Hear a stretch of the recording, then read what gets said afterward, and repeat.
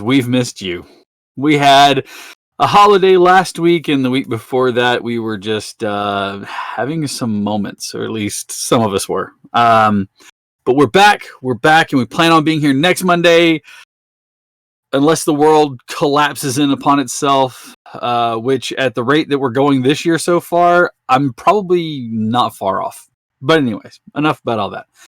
We can leave all the bad shit that's happening in the world outside for now because we're dealing with a train or a plane wreck. Well, a boat wreck.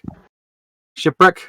Anyways, welcome everyone to Monday night. It is the Escorts. I am your DM, Captain Sack, aka the Direbear GM, also known as Heath, for those of you who have played with me physically sitting at a table. Speaking of playing physically with me at a table, I'm back. That's right. We are back at the cafe and at Liquor Express starting this Saturday. My first game for the Lucky Dice Cafe was last Friday. Seating is limited, so once you purchase your ticket, you're locked in. We have 7 tickets.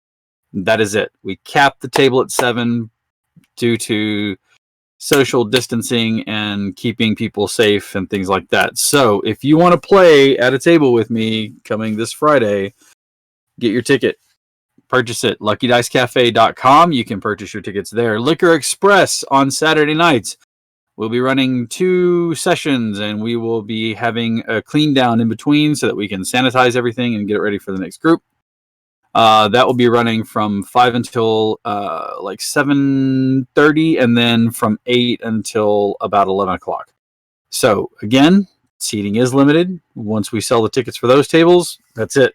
You can buy one for a future table, but that's it. Now, things that are limited, but not because of social distancing, just because of ticket space, we are going to be representing ourselves at D&D Live this year. That's correct. The big event, D&D Live, that's put on, is being virtualized this year, and Direbear Adventuring Company and Baldman Games will be there. I will be running a table for Baldman Games, and you can get in. It's Adventure League, so it is actual legal Adventure League play. But it is our preview for Season 10. That's correct. Season 10 coming up in usually around September, late August, something like that. So we have Season 10 preview coming up here, and that will be at D&D Live. I will be at the Huntsville Pop Culture and Comic Expo in this month, June. Or no, it's July. Where is it, June? I'll get back to you on that, but I think it's July 18th and 19th. Yes, it is July 18th and 19th. Sorry, I've got something going on this month on the 18th and 19th. That's the D&D Live thing. And next month in July on the 18th and 19th, here in Huntsville, or here in Alabama, at the Huntsville Comic and Pop Culture Expo. They had moved it from when it was supposed to be in March or something like that. They moved it to July to circumvent things. We will not be doing Gen Con this year simply because Gen Con's not doing Gen Con this year. However, they are doing a live online virtual convention. And sign up for that is free. You have to have registered, but it's a free registration. But you have to register to get involved in the events that they do have going on online. Check those out at their site, gencon.com. Origins is coming up. It's been moved from when it usually is, which is about now, the first week or two in June. They've moved it completely to October, from what I understand right now. So, and I am still considering doing that one, so we'll see.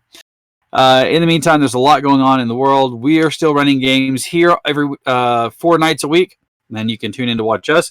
We have tonight with the Escorts. Tomorrow night we have Vampire, which is Valley by Night. How's that going for my players? How is that fun? Just going pretty good, honestly. Excellent. So what are you playing on that? Me? A vampire. Tune in and see? Yeah, basically. Okay. Well, to that front, we have a little special thing for our patrons. You have to be purchased in at the $10 higher tier, but these guys did a session 0, which we filmed, and that will be released to Patreon in tomorrow. And so you guys who are patrons with us, again, at the $10 level or higher, will have access to watch that Vampire. I keep want to say Vampire the Masquerade because that's what it is. Vampire Valley by Night, which is set here in the Huntsville Valley area, and you can see that on on our Patreon. Again, that will be released tomorrow. Let's see what else is going on. Again, and we have Wednesday nights is Monster of the Week with Q, who just ran away, and then on Thursday nights we have Descent into Avernus, which is being run by Maddie, and again features a lot of the same people you will see on this channel. So feel free to tune into any of those. Again, same time every night that we do it, 6 p.m. Central to 9 p.m. Central. So tune in and check them out. Luckily, I think the Descent into Avernus and actually, I think all of them are still new enough that if you jump in right now, you're not really missing anything. We want to thank everyone who has subscribed to the channel, who has given us tips, who has joined our Patreon for helping keep us afloat in this time. All of those things help to pay for the licensing and some of the music and things like that. So we really appreciate all of you guys and want to thank you all. Now, we did take a segue from our regular standard adventure. We aren't actually playing our original characters in this.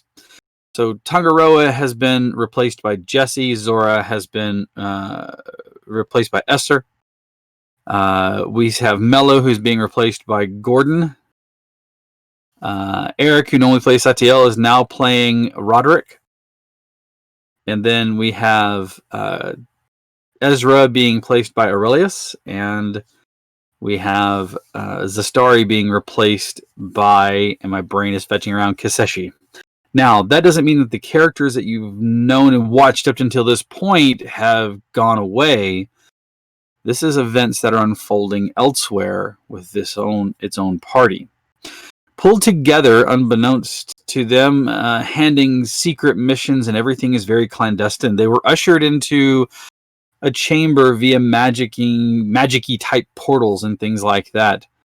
They found themselves with a strange, armored, completely covered figure who introduced themselves as Kiseshi.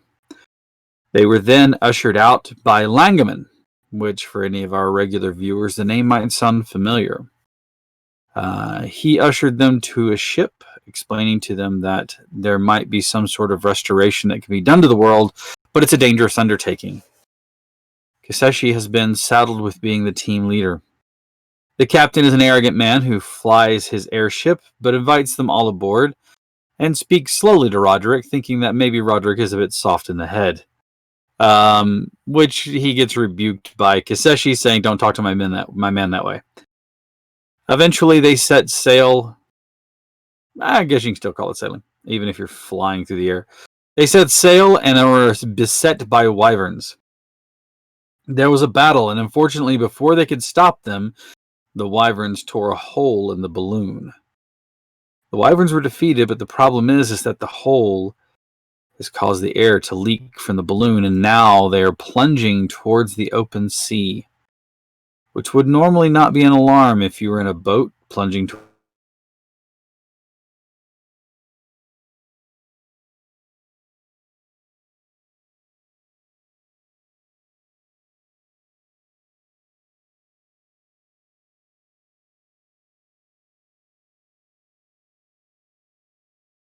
I think he froze.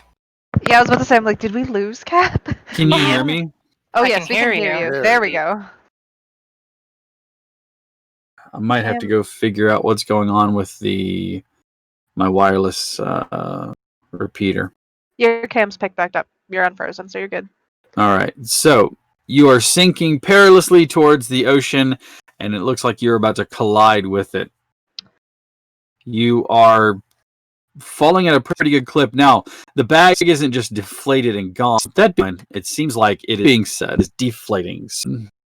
It doesn't look like all of the air is out of it, or it is currently. Oh, you're cutting in and out now, Cap. My audio is? A little, yeah. Okay. It was very... A lot. Yeah, well, yeah, a lot, but it was spaced, I guess.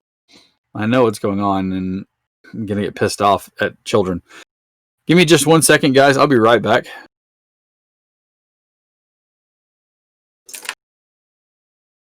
Mm-hmm.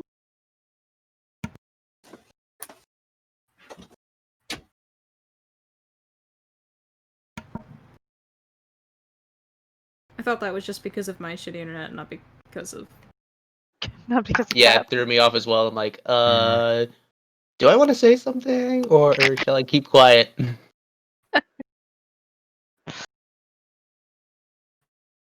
think we're still streaming, guys. Yes.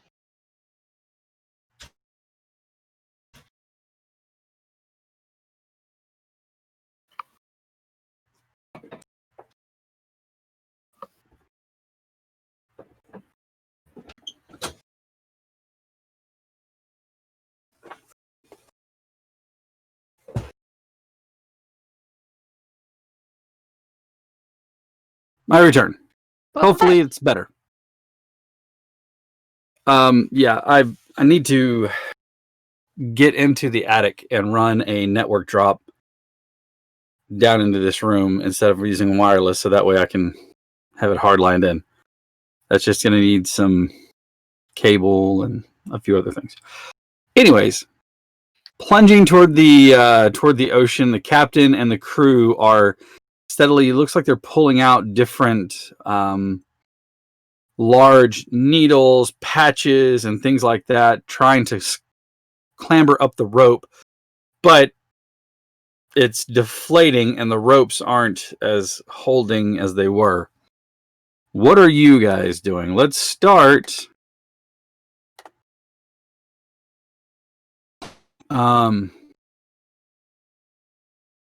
Let's start with our fearless leader, Kiseshi.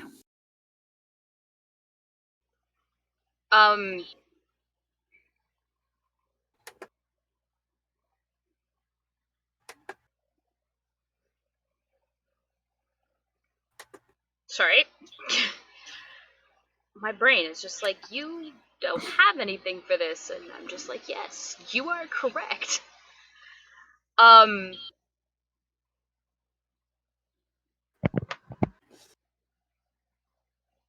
You are plummeting towards the ocean. The balloon is deflating. How many of us are there altogether, including the crew, the captain? I think with you all, it's like 35. Holy fuck. Okay. Big okay. ship. Kasishi is going to, sheath her sword and then climb up after, just to see what it is that she can do to assist. Okay. Since Are there more than 2 ladders? Because I know Esther is on one and then Aurelius is on another. Yes, there are. Okay. There's like, it's not really ladders. It's basically like rope, like rope ladder type things. Okay. And not knotted rope and things like that for the guys to climb around. Yeah, just to see if there's anything I can do right. to assist. I would be familiar with sewing at the very least, given how my armor is made. Sure. Okay. What about Roderick? Well, he's going to see the tears on the top of the balloon. Mm-hmm. Okay, he doesn't have an easy way to get up there without tearing through other people. Clambering over folks. Yeah. You probably saw Esther firing fireballs. I don't know if they would have been too visible over the bulk of the balloon. No, So you it's guys were on the underneath the top. balloon and it was like up above it. Okay. I mean, you might have heard it. Yeah, you definitely heard. 3 fireballs in quick succession. Those wyvern were talking some mad shit for somebody who was within fireball distance. So Everyone talks mad shit until the fireballs come out. That's right. Hmm. Fat lot of good that heavy armor is going to do for you when your deck save doesn't go well. All right. So he's going to pull out his climber's kit and start climbing up the rope. Okay. Climber's kit, meaning those claw things that you use? Basically things that like latch you onto like ropes with grappling hook and things like that. But yeah. He'll climb up the rope and he'll take some of his rope out, sort of lash himself to the rigging, and start looking for Mhm. Esther. Okay. All right. What is Esther doing? You're closer to the top. You can see the balloon, the puncture in it. It's probably about 3 feet long. It's not real wide because it looks like it was just raked this way. None of her magic is going to be non-destructive. So she's going to kind of shout down and be like, I can give us wind to give us a boost once we get closer to crashing, if that'll help. Maybe soften the landing. Yeah. You just try to punt it right before it hits the ground and like- skip it across the ocean Just think of like gust of wind, like maybe straight down. and like- see if it can like buoy you Yeah, back like up. soften the landing, if nothing else. Yeah, you're trying to rocket jump basically. Yeah. Okay, sure. We'll see how that works. That's all she's got. She's just like holding on otherwise. All right, Jesse, what are you doing? How much would you say this ship weighs? Can I ask why? Because I'm wondering if I can cast levitate. No, it's more than 500 pounds. There What are if I cast 35. it There, there are 3 35. There are 35 people on this thing. Cast 4 it just times. on the balloon.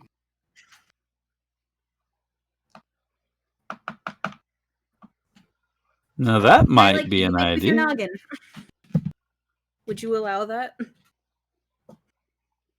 On just the balloon? Just to give us some more time? Sure. Okay. Yes, I'll allow you to cast levitate on the balloon. At what level are you casting this levitate? I can cast They- it at higher levels? Wow. Just so you know, rules is written.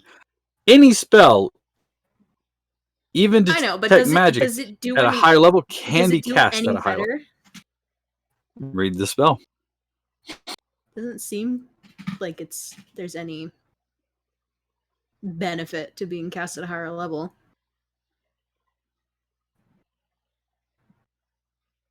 Nope. So you're casting it on the balloon. Yeah, second level. I will Okay. climb my little ass up there and get like as close to the top as I can. I don't think I can get quite on the top, but I just kind of want to like dump the potion all over it.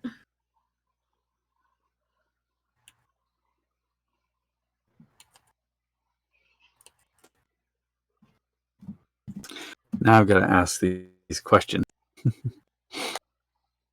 now I've got to answer questions that I'm not sure I was prepared for. Hmm.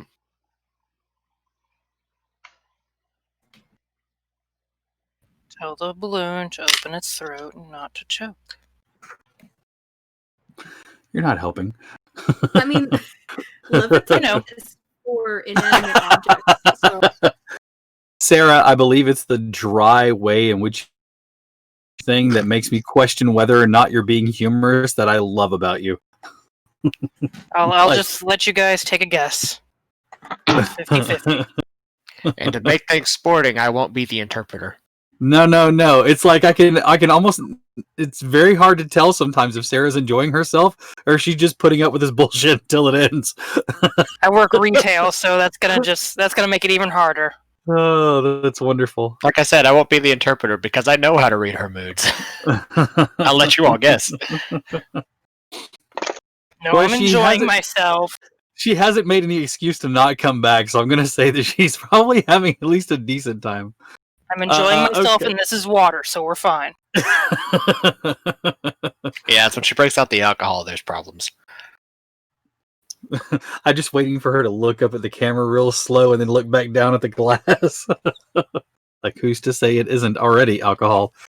All right, so you pour the potion over the canvas material as best you can. Okay. It sort of works. It's a lot of canvas. I mean, a lot of canvas, and canvas isn't particularly light. And how much can levitate support? Can the 500 pounds. 500 pounds. So, what you see is a struggle of epic proportion as it tries to levitate, but fails to do so. However, it does have the effect of slowing the descent just a little bit as it's now like drugged down a little slower. Attempts were made.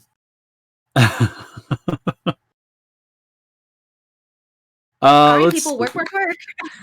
up on top of the balloon, along with Esther, was Aurelius. So, what does Aurelius do?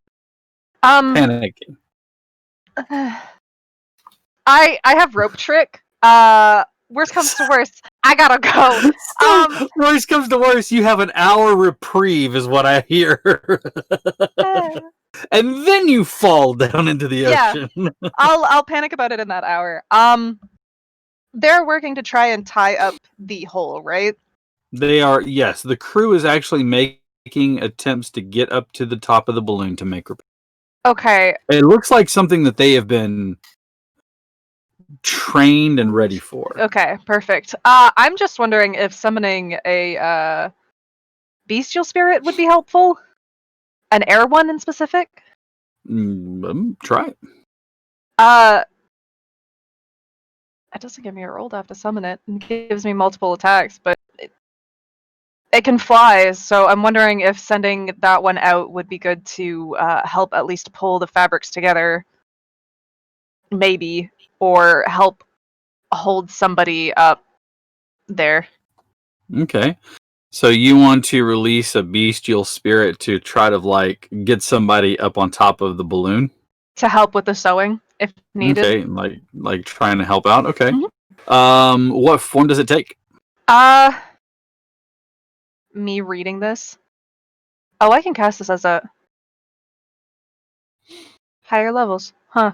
An air, basically like an air elemental. It doesn't really give me.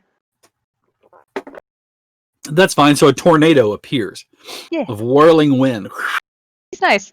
If anything, like get in the balloon or something and help with keeping air in there, I guess maybe. Okay, so you command it to like descend into the balloon itself. Yeah. Okay. Yeah, it follows your command, so perfect. You watch as the sides of it billow out a bit more. It's still losing air, but thanks to him generating this effect, it's actually like causing it to float a little bit more. You watch as the crew, the captain himself, leading the way up on top. He has what looks like a giant fish hook in his hands, like over his shoulder.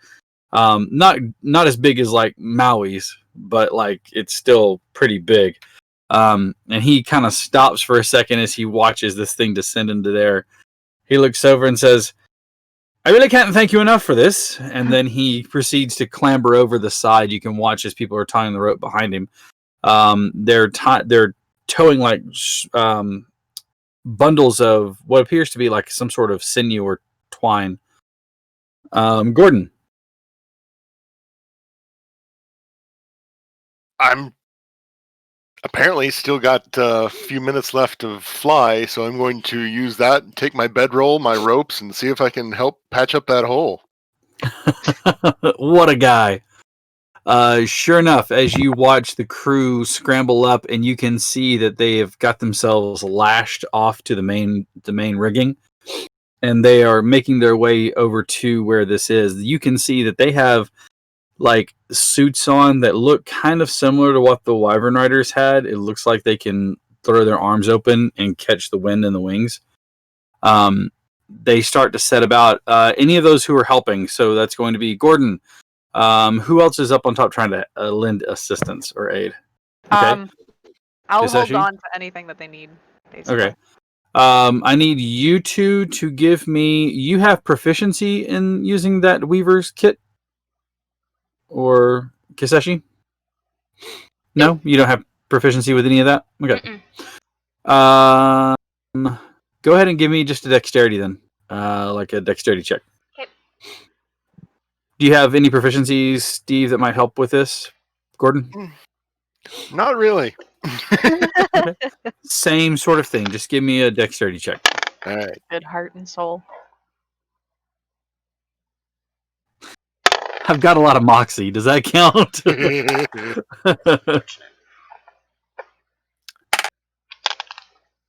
That's a 7. Okay. I got a 14. Okay. You're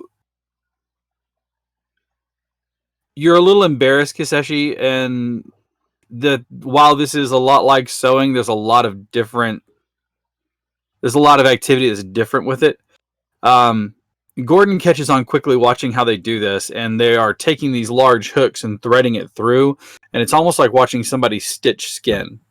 They pull it out, toss it over, it's pulled through and tossed back, and then pulled through and tossed back. It takes them literally a matter of seconds working from both ends. When they get to the middle, you watch as they lay down another piece, so they stitch the original, and then you watch as they snip that off, tie it, and then work around the patch that they laid on top of that, stitching another piece on. As a matter of fact, your passive perception is higher than a 12, isn't it? Both of you? Yes. No? What is yours, Steve, Gordon? 11. Okay. Esther, you're still like looking up there, right? Yeah, she's What's your- still up there, but What's your passive perception? passive 13. Looking across the top of this balloon, and anybody who has higher than a 12 and is up, like looking up on top, you can see that, yeah, you're right. This isn't their first time doing this, because there are patches all along this vessel. It looks like they've done this repair probably about 7 other times. It quickly gets to where they have it patched, but the balloon has lost quite a bit of air. And you can see now that while your descent is slowed, so you're not going to slam into the water, you're losing altitude still, but now instead of plummeting, you're just kind of descending slowly.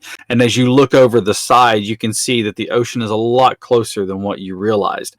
Your momentum has slowed somewhat, so you're not at terminal, but you realize that when you hit this water, you're still going to probably hit it at a pretty good clip.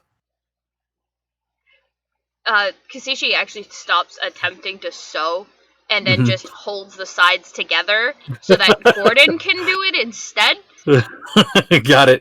It's like, And then she just basically just holds whatever needs to be held in place so that it's not shifting and moving, because she can do that.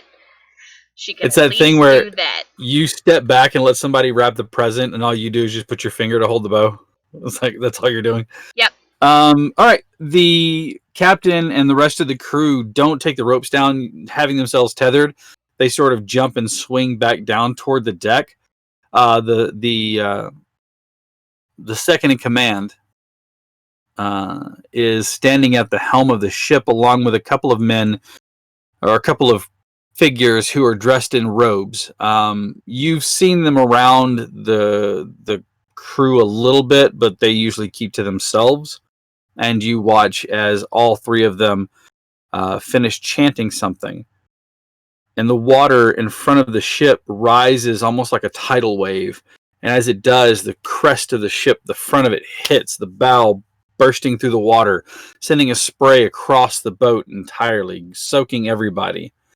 As it does, you watch as the wave carries the boat and sets it down into the water. The ship still moving at a pretty good clip. They step back, and as you watch one of the robed figures, you can see. Let's see who's on the deck, because I know Gordon and Esther were up on top, and so was Kiseshi. Roderick's kind of like in the middle. Roderick's okay, but you're on the deck, not on the top of the balloon. He's like in the rigging right now. Okay. I probably climbed down after I poured the potion on it. Okay. What's your passive perception, Broderick and Jesse? 22. 22. Nothing gets past this man. He is too quick. He would catch it. 23 passive investigation, too. He's smart.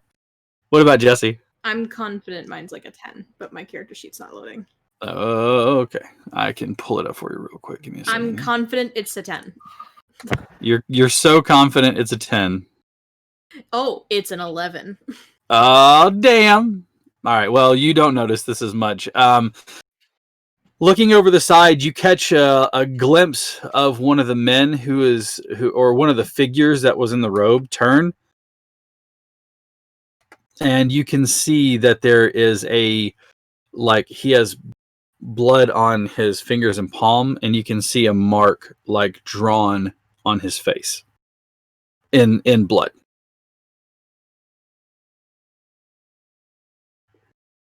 He's gonna narrow his eyes and look at that for a moment. Mhm.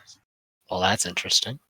The other figure you can see now, both of them are gaunt. Both of them look as though they are very, very thin. Their skin is kind of sallow, that yellowy brownish color. Like they don't look well.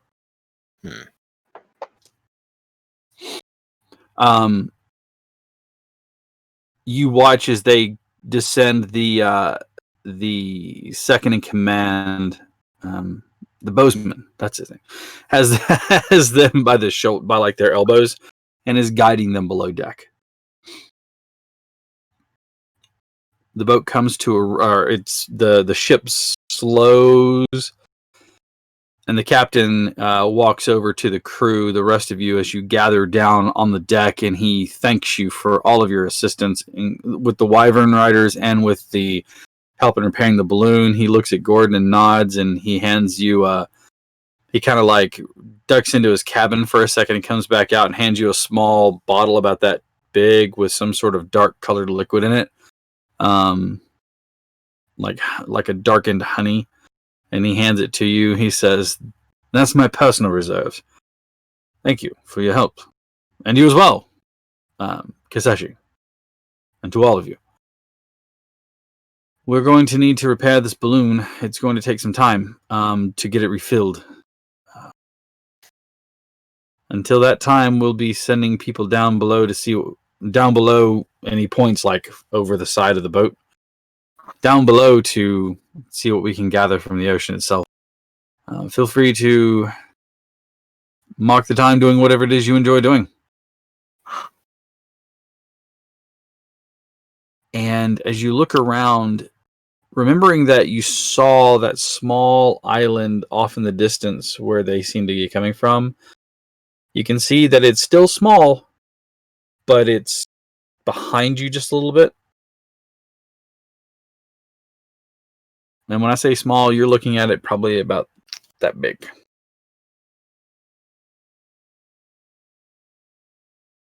As you row over to it, you realize it's not getting any larger. When you get there, it's still just that big.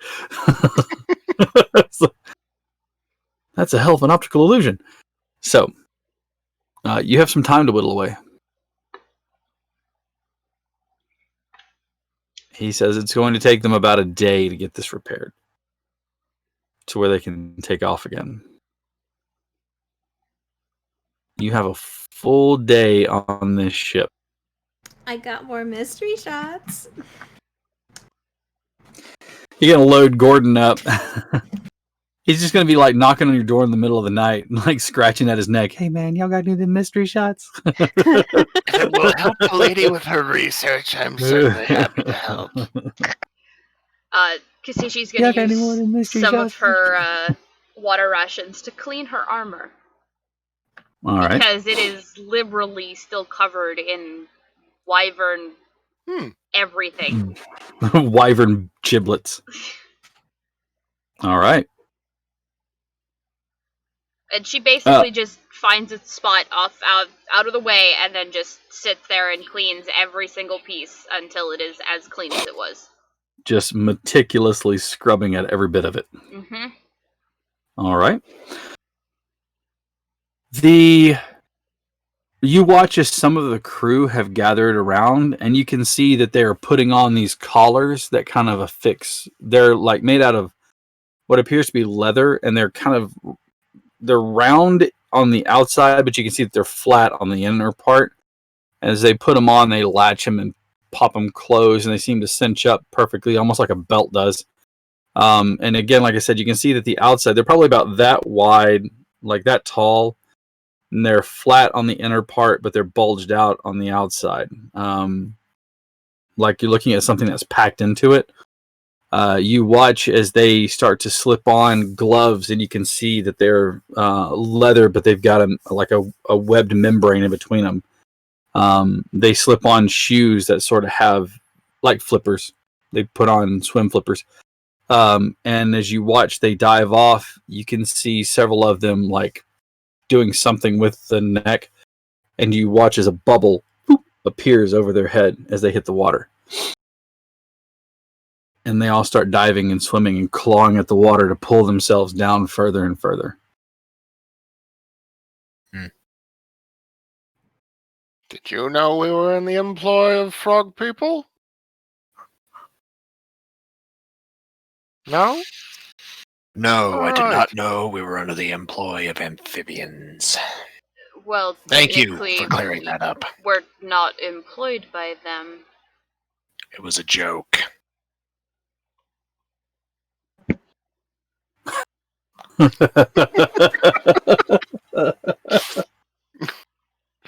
Roderick, Sir Edgelord himself.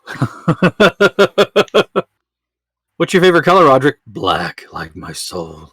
How do you like your coffee, Roderick? Black, like my soul.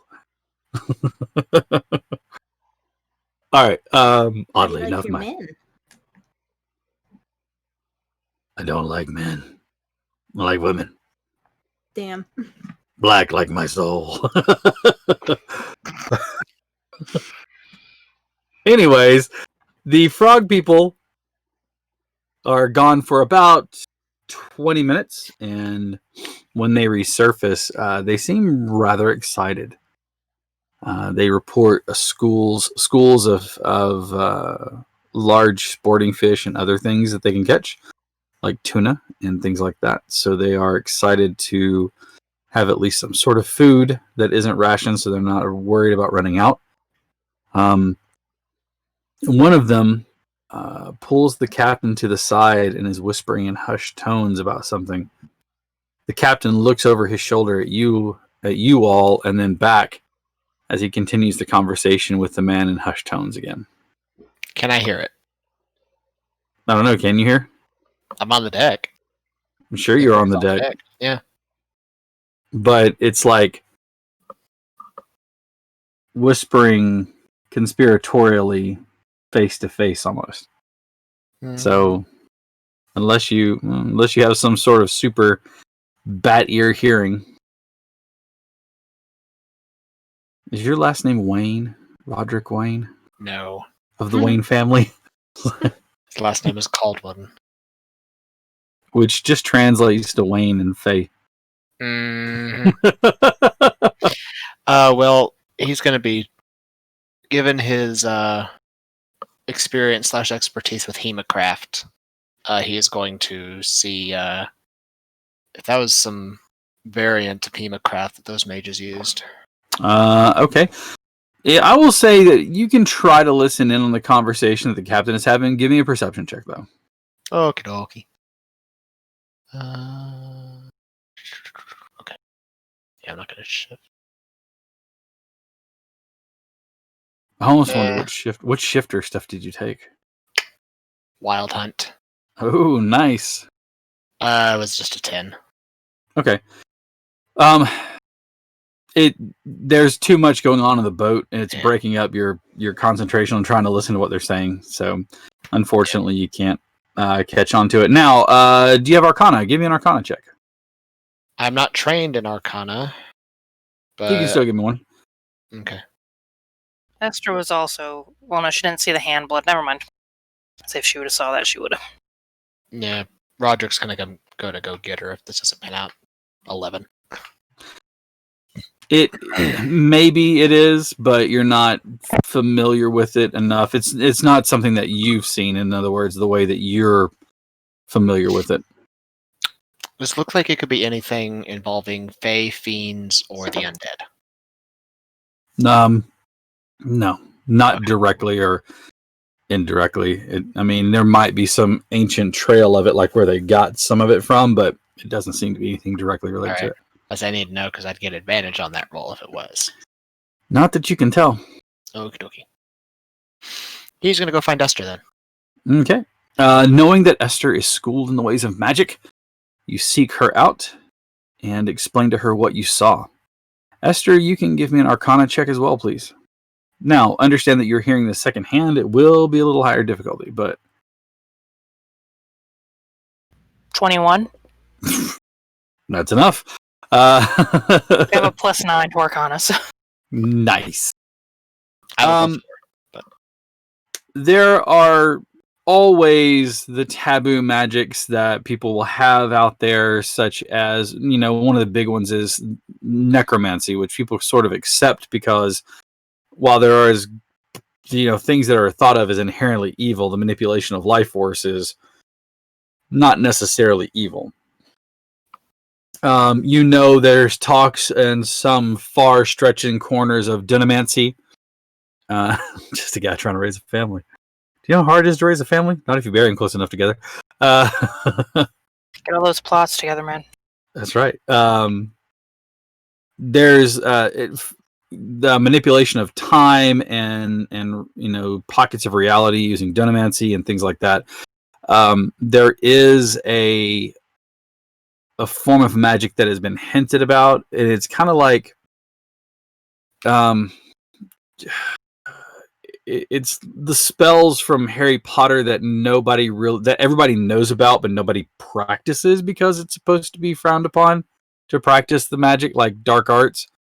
So in any good wizarding school, that there's magic that none of you are supposed to be practicing, but everybody gets a little interested in it. And that this may be related to that, where you can instead of you can eschew the weave by sacrificing a bit of your own life force. The magic can be powerful, but you have to be very careful with it. And so it ends up being, yes, a little bit like the hemocraft that Roderick will be practicing, but like a more powerful and riskier and dangerous version of it. Which is saying something. Mm-hmm. Yeah. She'll kind of pass on that information and say, well, clearly I didn't know we were housing arcane idiots on the ship, so... I mean, it's been taboo, one, because of everybody talking about, it drains a bit of your life away from you. Yeah, which she would think is idiotic to do. But more importantly, it is potent enough to level entire regions. As a matter of fact, there's a far-off place known as the Hannock Waste that has been talked about being decimated to this day, and magic not being controlled simply because of people doing things like using blood magic. It's a stupid idea. Effective, but a very stupid idea. So we have uncontrolled hemomancers. No. I mean, one good swing, you could probably take them out if need be. I could sneeze on one and they'd knock over. Mm-hmm. Don't let them cast a spell and we should be fine. If we have to.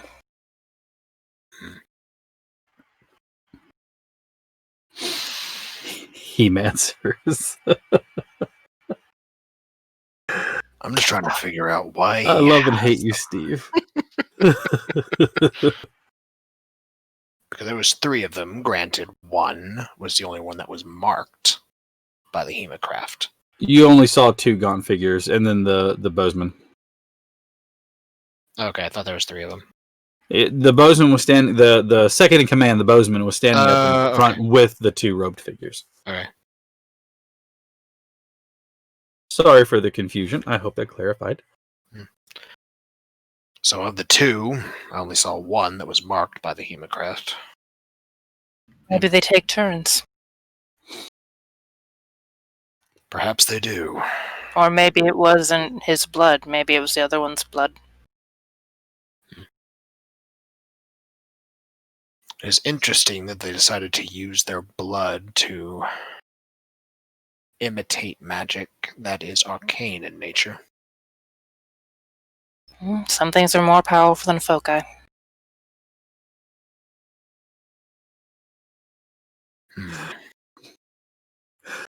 Rick in the puddle.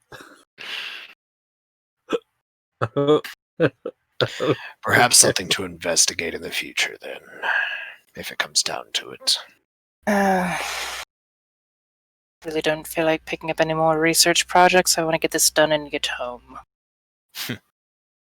Very true. To that point, Kiseshi, as you are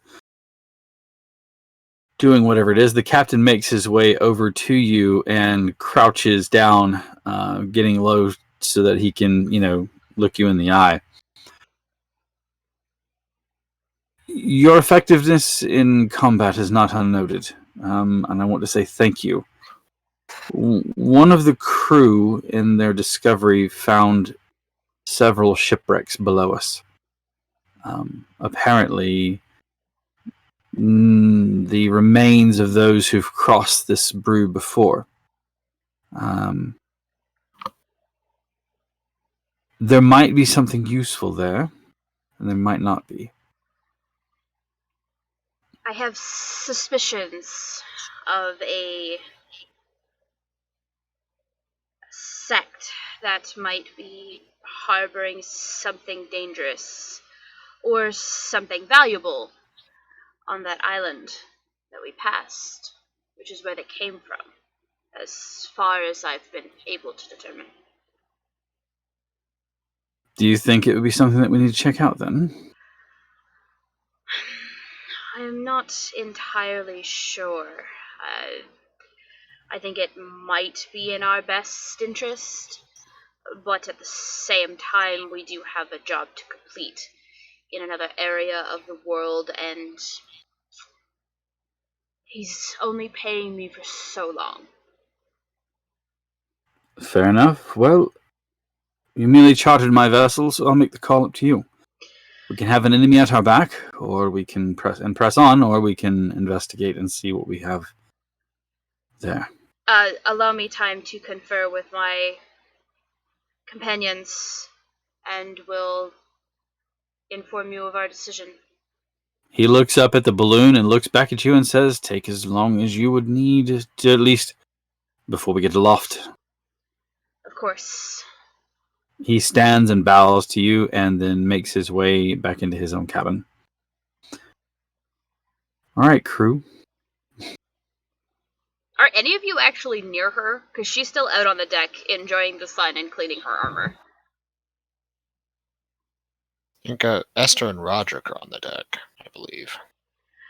Sure. Gordon's at the bow holding his hands out. If he can reach up that high. It's just all you see is these tiny hands over the edge of Over the ship. railing. Yeah, he's got a hold of the front railing. He's just leaning on the spindle give there. him an enlarged potion to make him feel a little better. So now he goes from being feel the size just of a fine, gnome thank to being you. the size of a dwarf. Aurelius is on the main deck, but he's just throwing his blades over the edge. My brain Not his went- blades, not his Yeah. daggers, but Yeah, no, his no, no. psionic blades. Apologies. This- Oh, I was like, why are you throwing perfectly good daggers off the ship? It's like Thor's hammer. They come back! It's fine. Not the perfectly good ones. The perfectly good ones. Yeah. She'll call out to those that are on deck and ask if she can have a moment of their time. Doesn't seem like we're going anywhere, so sure, why not? You just take and throw one more dagger over the side of the boat before you wander over. Yep. Ow! There was a Sorry. guy that hadn't The come up dagger yet. disappears instantly, so it's fine. Whatever it hits, it just disappears. I He's don't know like, what that What was. the hell was that? I don't know. Got shanked by a ghost. Fucking ghost stabbings. Doesn't leave any marks, but there's so much internal bleeding. Actually, it doesn't leave a mark. You're right. It doesn't leave like an open wound. It's just But the blood blossoms, like you watch it, looks like a bruise It's like a underneath bruise. the skin, Just- but it's just intense internal bleeding. I mean, you hit him like in the shoulder. I'm sure he's not gonna die yeah, from that. it leaves no mark on its target if it deals damage. God, that So- makes you the perfect assassin. Nobody would ever be able to catch you because there's no actual wounds on anybody. I'm a gloom stalker ranger soul knife I rogue. know. So That's The disgusting, perfect by the way. assassin. yeah. The You just slip perfect into the thematic shadows, you assassin. disappear, you can move through the shadows and then reappear and stab people. Aurelius was made for one thing. Murdering Killing folk. people. Okay. So the first thing I do is put you out in the middle of the sunlight. I don't get disadvantage in sunlight based off of yours, so I'm okay. Is But yes, is Jesse under the deck or is Jesse on deck? Galley? Galley. Yeah. Yeah. Looking for a turnip. You got anything to eat down here? you So- got snacks. Jesse Okay, is so- on deck or below deck? Probably on deck. Okay. Everybody's on deck. Yeah. So once everybody is gathered, mostly because she's still going to continue to clean her armor. Mhm. We have a situation. The crew found more shipwreckage underneath us. Testaments of fallen ships that the same group that attacked us managed to actually fell. I have a feeling that they are holed up on that small island that we saw, and I think perhaps it would be beneficial for us to check it out. The island or the ships? The island. I don't know about you, but I can't very well breathe underwater. How would it be beneficial to us? Is it part of the quest we're on, or whatever we're going to research? Well, it would be beneficial to us in so much as we wouldn't have an enemy at our backs on our way to return Wholesale home. slaughter. Oh, okay. That's not what I said. Then there would still be people on the island, potentially, which would be enemies at our back when we return. If we perhaps were able to broker a treaty with them, or a deal, then perhaps we would not have to worry about such a problem. Yes, they seemed very receptive to speaking of anything like that. Yes, they attacked without talking. They attacked without question. You really think they're going to be willing to make a treaty? Especially after we show up after killing their men, dragons, wyverns. Dragons. I merely wish to ask you what your opinions are. I don't believe that we should be making such decisions based on one person's opinion. But if this were to happen when we have something of value in our possession on the way back, who's to say that we're going to be as lucky as we were this time?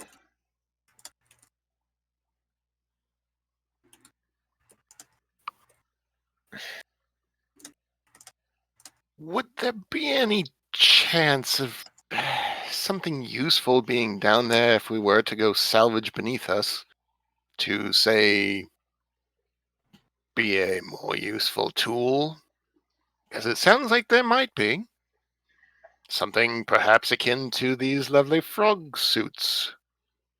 I'm sure they'll let us borrow if we wish to go searching. I can't say for certain. It's I did not ask the captain. He merely asked, or informed me of previous wreckages. Which isn't to say that we couldn't ask the crew what they saw.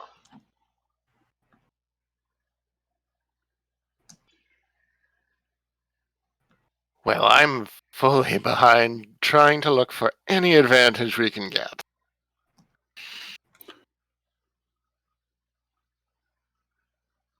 What say the rest of you?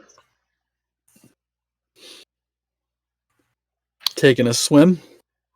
When hunting, one of the worst things you can do is leave a known predator at your back.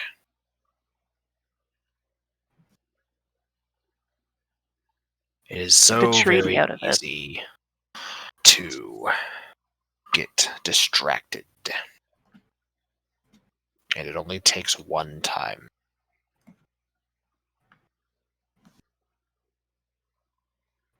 Do you want to slam poetry? Because that was really beautiful. Motherfucker. No. I think you should take it up. Anyway, I got water breathing potions, so should we need it? You If you're know, looking for opinions, well, I say large, we don't know for sure, but a significant portion, perhaps, of their fighting force have been neutralized. And as far as we know, it could just be a rogue sect of bandits that happened to ride on Wyvern. Do you know how dangerous it is to train a wyvern to carry a man as a mount? I can't say that I do, however, given the fact that there was 8 of them, they're clearly very trained in doing so. And it is a large operation, because wyverns are just as easily to eat you than follow your orders.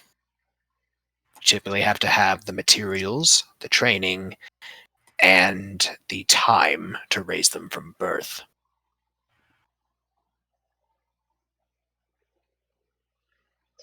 Do we deal with the threat that we know that is there? Or do we continue on? This treasure isn't going anywhere. I think she means the island, Big Brain. I'm aware. I'm saying we can deal with the island because these shipwrecks underneath us aren't going to go anywhere. We can come back to it if we want to, or we can leave it alone.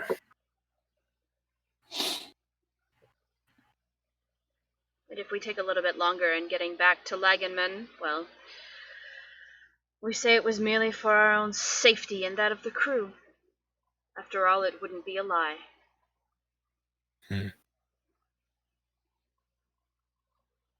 Because there's nothing worse than leaving an enemy at your back.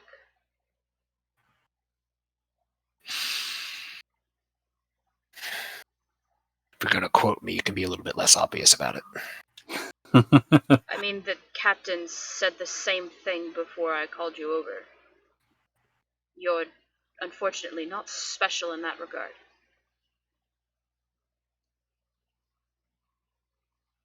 Makes a few of us.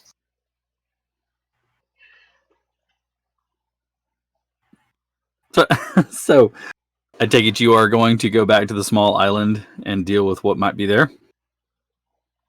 Think that's the general consensus here? All right. You call the captain over to inform him. He kind of nods his head at you and says, I respect the decision, then that's what we shall do. Once the balloon is filled, we will make an about face and go deal with the threat there. In the meantime, I suggest we get some rest, and we should be ready to leave in the morning. And we are going to take a short break. Give us about 10 minutes or so, and then we'll be back. Get up, refill your drinks, get some popcorn, and come back for the last half of the show. We really appreciate everybody. Give us a shout in the chat if you were there. Again, my name is Heath. This is Dire Bear Adventuring Company, the Escorts, Monday nights. We'll be back in a few minutes. Thanks, guys.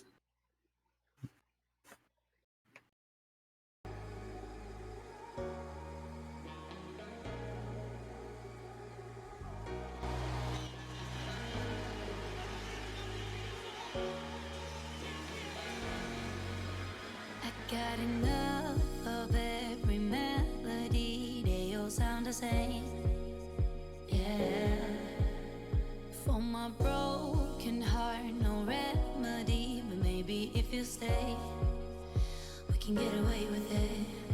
'Cause you make me love my imperfections, answer all my questions, just to show me what's on the other side of inhibition. No apologies, my baby. I do you do 'cause I'm feeling so good. Ooh. I do you do 'cause I'm feeling so good. Ooh. Oh, my darkest memories now let me fall back. But you'll be there, ready to rescue me if I go out of track. We can get away with it. 'Cause you make me love my imperfections, answer all my questions, just to show me what's on the other side of inhibition. No apologies, my baby. I do you do 'cause I'm feeling so good.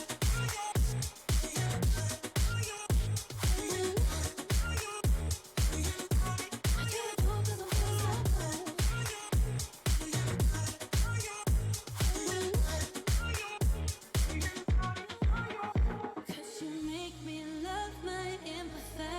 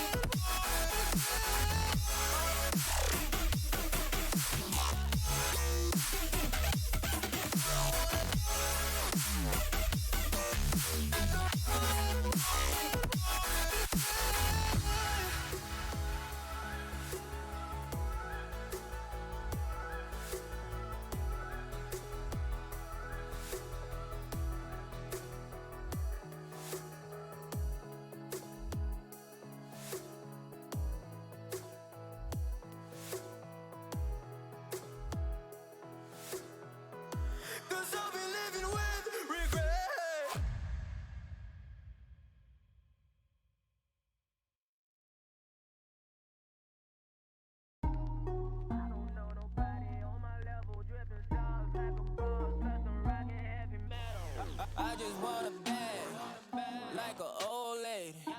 I'm backwoods smoking, I don't own papers, pass that 808. That don't shaker. Oh, bitch, you know I'm grinding like a pro skater. Baby mama bugging, I'm so quick to hit ignore. Buku bitches in my bed, I got scales all on my floor. I got money on the line, plus I'm clocking it galore. I got bitches kissing bitches, all them bitches go explore. I'm feeling way up, well, I stay up. Put your bitch on my Snapchat while I make her. She want a chance with me, cause she know I'm a rapper. I give a but I never get feelings, cause shorty, I know what you after. Okay, they watching me, they watching me, they watching me. They watching me, they watching me, they watching me. They watching me, they watching me, they watching me. They watching me, they watching me, they watching me.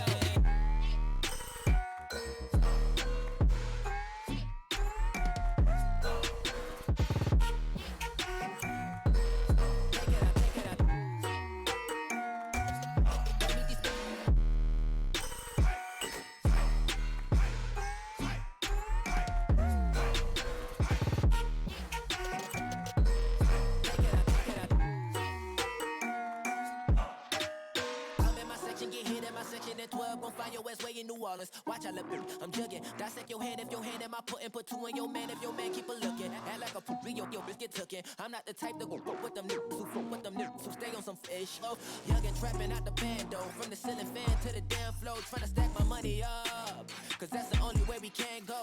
Tell my mama that I'm okay. See the money coming through the doorway. Got a bad bitch with a lot of money, that's foreplay. Okay, they watching me, they watching me, they watching me.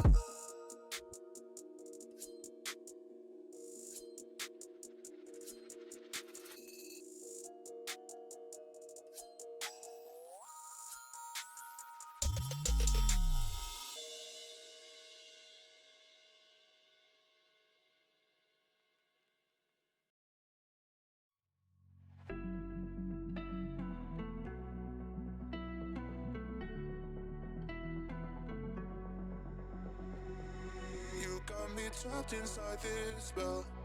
Now I feel it. Now I feel it. Your demons drag me close to hell. I can feel it.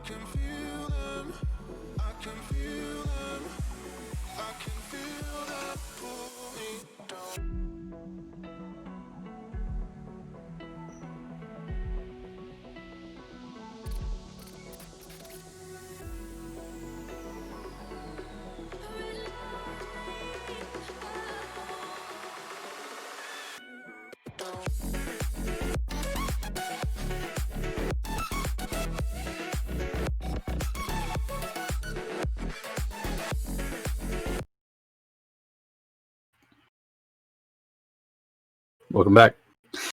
Thanks for hanging out with us, everyone. We are back. Thank you for letting us take a break. I just looked at Sarah's camera and just saw like a tail moving by. Is that the little one from, or is that the other one? Oh, okay. It's Loki Boy Pork Chops off being Pork Chop. Okay. How big is Pork Chop now? A lot smaller than him. Oh, okay. We adopted our family adopted a new loved one into our home. She's about that big, and she has dark brown fur. Her name is Maggie. She's like 11. The people that had her couldn't take care of her anymore, so we got her. She's like Chihuahua Terrier mix. So we have a now. I'm walking around going, "What are you doing? No, stay out of that. You're deaf. You can't hear me." Move. So, anyways, thank you everyone for letting us take that break, and we are back. The decision was to head to the island to figure out what's going on. She's not that talkative now that you think about it, Tim. She barks when she sees people outside, but around the house, she doesn't make a peep. I even have chickens that free roam outside my backyard. She looked at them and she was like, "Cool," and then just walked off. She's not interested in them so much as she's just interested in being outside. So, but I mean, she does pretty well around the house. So, she is not a lap dog. She will sit with you for about a minute and then she wants to jump down and go do whatever it is she wants to do. Which is a fun thing having an older dog in the house with younger children. So,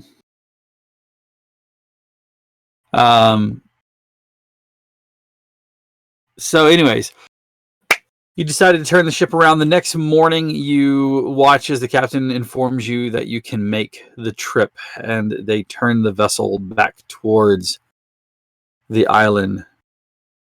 Moving at a pretty decent clip, you can see that it is getting larger. It seems to be dominated by a single peak that you can see. The top of it has been torn off as though it were made of paper and just ripped away. It's not very large. As you get closing, I mean, as islands go, it's not a giant landmass. It's bigger than, like, say, a palm tree and sand on either side. But it's not large. And as you approach, you can see birds filling the air. The telltale sign of gulls making their cries in the air. Some start to circle the ship as you get closer. The ship watches and circles around until it sees a lagoon for it to descend into. The captain pitches the ship forward and dives down out of the air and sets into a lagoon encircled. Jagged rock on either side. The lagoon is perfectly crystal clear.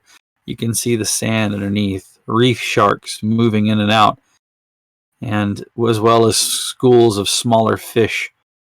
The island is lush with green life, and as you watch them set down, they drop smaller vessels, allowing you to make landfall in those boats. The captain puts one crew member in two different boats to row it to shore, and then puts you into the different boats. As you make landfall, the sand softly shuffles underneath the boat, the prow of the little rowboats, and you can see the dense forest beyond a beach that stretches maybe 30 feet to a tree line. Perfect semicircle on either side of the lagoon. Again, what looks to be jagged volcanic rock juts out of the ground here and there. Remnants and telltale signs of the caldera or the volcano that it sits here. No smoke trails from it, so it seems to be dormant.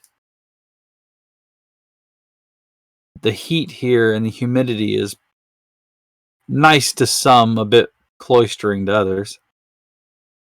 And the jungle is full of sounds of life. Setting foot on the beach, I would like for everyone to give me perception checks, please.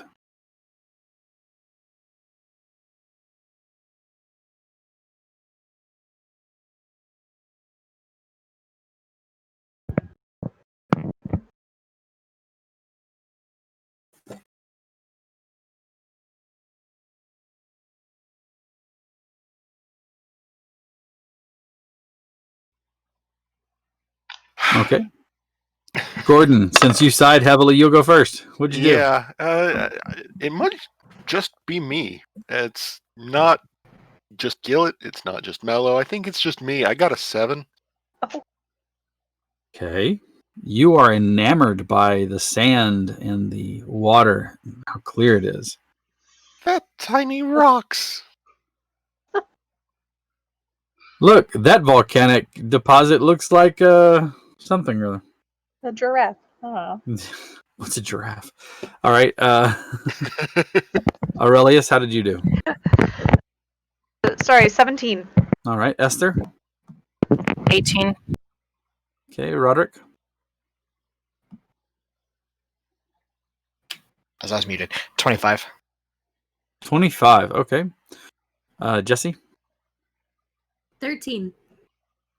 Okay. And Kaseshi? 22. Awesome. Definitely just me.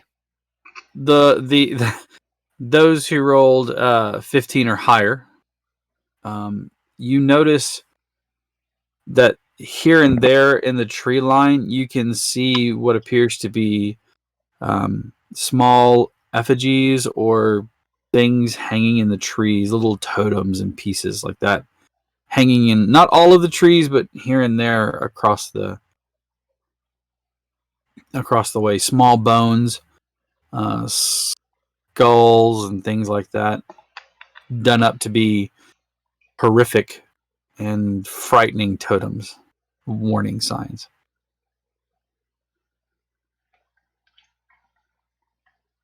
How quaint.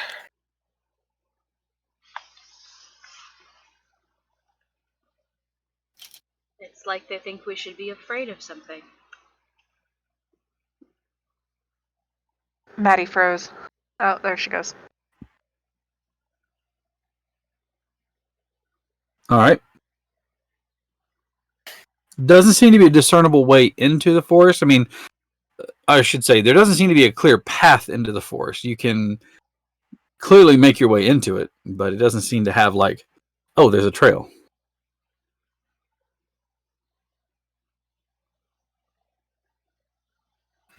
Where would you like to set off to?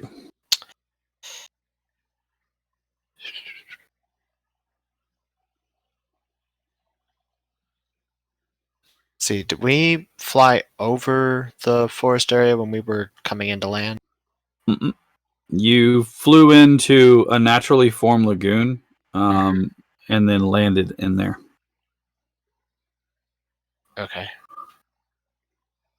So did we see like the forest area in the air before we landed though? Is what I was asking. Kind of. Yeah, you kind of would have made out a little bit of it. Okay, so enough to get a general like size and direction and things like that. Probably so.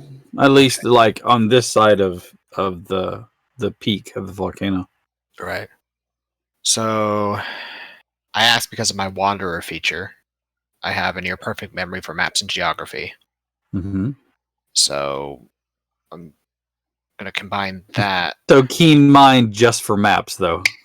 Yeah, basically. The keen That's Eric. keen mind for survival. Does this Essentially. count for as a forest? Sorry. It's a Are you jungle. separate? If it counts like in the forest type of terrain, this is my favorite terrain. I'm a natural tracker, so Okay, you're both amazing. Stop. No, I'm just saying I have that. I have natural explorer, so I would technically say that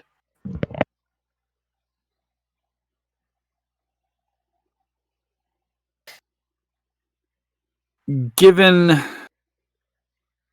no, it's not a forest. The jungle is a different biome than a forest. So I'm going to say that it would not count as favored terrain here. All right. You can see from your mind that the forest, from what you can see, is like a crescent moon shape. So the lagoon fits here, and you have the sand.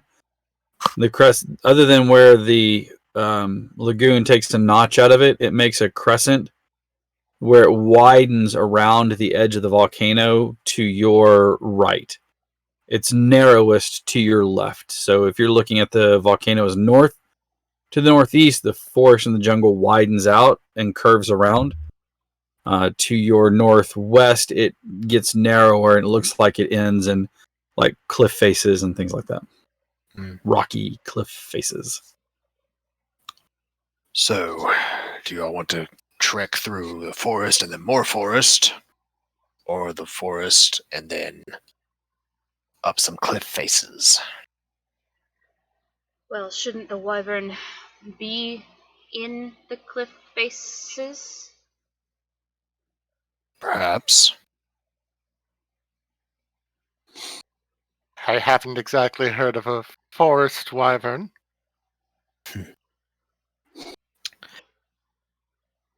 Well then. Jungle wyvern. Well, And he's well, how gonna- many other wyverns have you heard of? There's the All three. Arctic wyverns of the Great White North. He's gonna just head into the jungle. Okay, so just due north. Yeah, basically. He's gonna head in Okay. the northwest, I think he said, towards the cliffs. Towards where it widens out. Northwest is where the cliff faces are. You're correct. Yeah. Northeast is where it widens out. Okay, I take it then that you are taking point. Mm-hmm. Please give me a survival check. Also, Follow. what type of armor are you wearing? He is wearing scale mail. Okay, what type of armor is Kiseshi wearing? Scale mail, because he's a... Never mind. Because she's a CRT. She's wearing Get it? chainmail. Okay. The equivalency of chainmail. I mean, she's... Jesse. Okay. Jesse. So heavy armor. But I'm still taking disadvantage on the stealth check. You don't hear Okay. Jesse. the clink of chain. What type of armor? I believe leather. Okay. I don't believe Esther is wearing armor, wearing clothing. Okay. Yep. What about Aurelius? Leather? Studded leather? Aurelius isn't staying with the group either. He's going off to the side a little bit. So like into the brush a little bit on his own? Okay. Yeah. What about Gordon's wearing a loincloth and not much else? He's wearing pants and boots. So a loincloth and not much Pants else. and boots and pants and boots and pants and boots. Aye, at least his legs well are fully tailored covered. It's pants. kind of suck walking through a jungle like with no pants. But like I just imagine he's like the little wrestlers from Family Guy.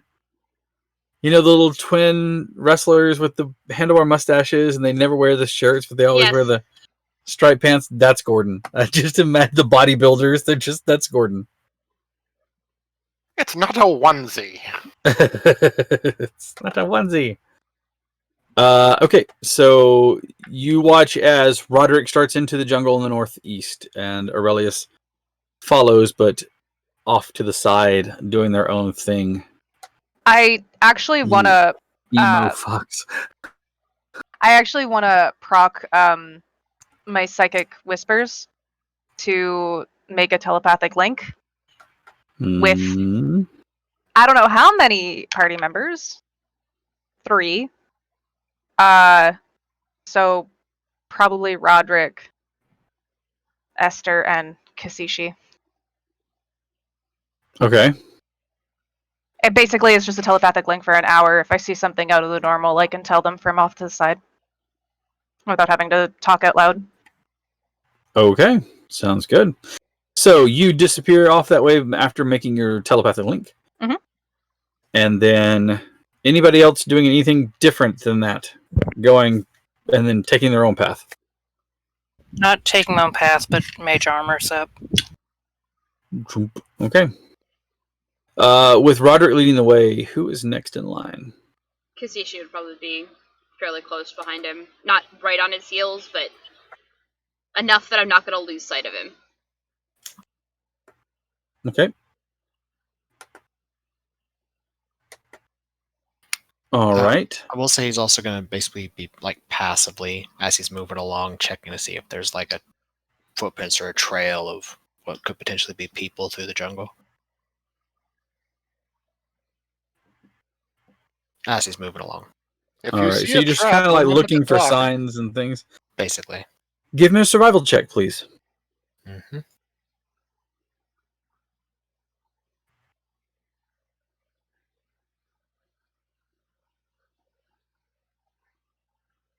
26.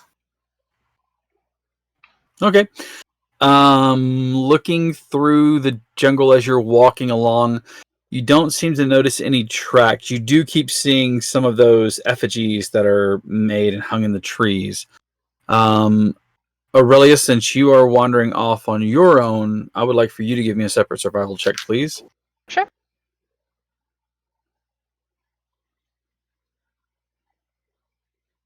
$18. 18. Oh.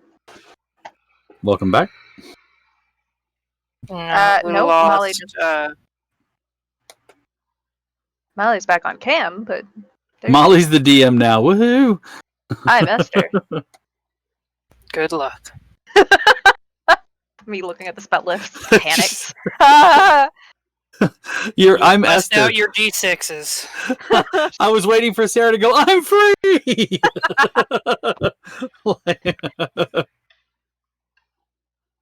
I mean, I'll every just time, melt down. and like everybody. One day we should just play whoever we load in on. Oh, You don't want me to do that. You really don't. One That's day, not for a game idea, I'm going to have each and every one of you create a very detailed, fleshed out character, take all of them, and reassign them to whomever I want.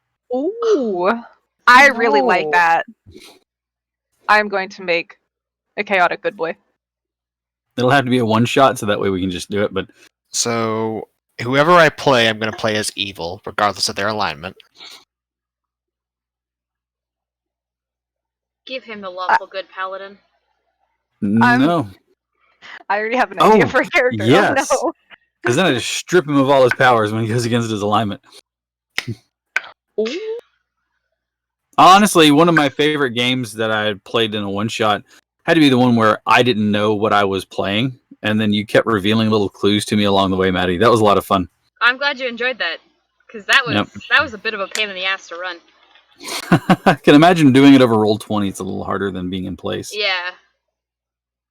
But all right, so leading the way, you do not see any sort of markings of like anybody else passing. Continuing on the same path or just in the same general direction, I should say. Go ahead and give me another survival check. Do those bone totems seem to be clustered a little bit more together the further we go in this direction? Not particularly, but they don't seem to be any sparser either. Okay.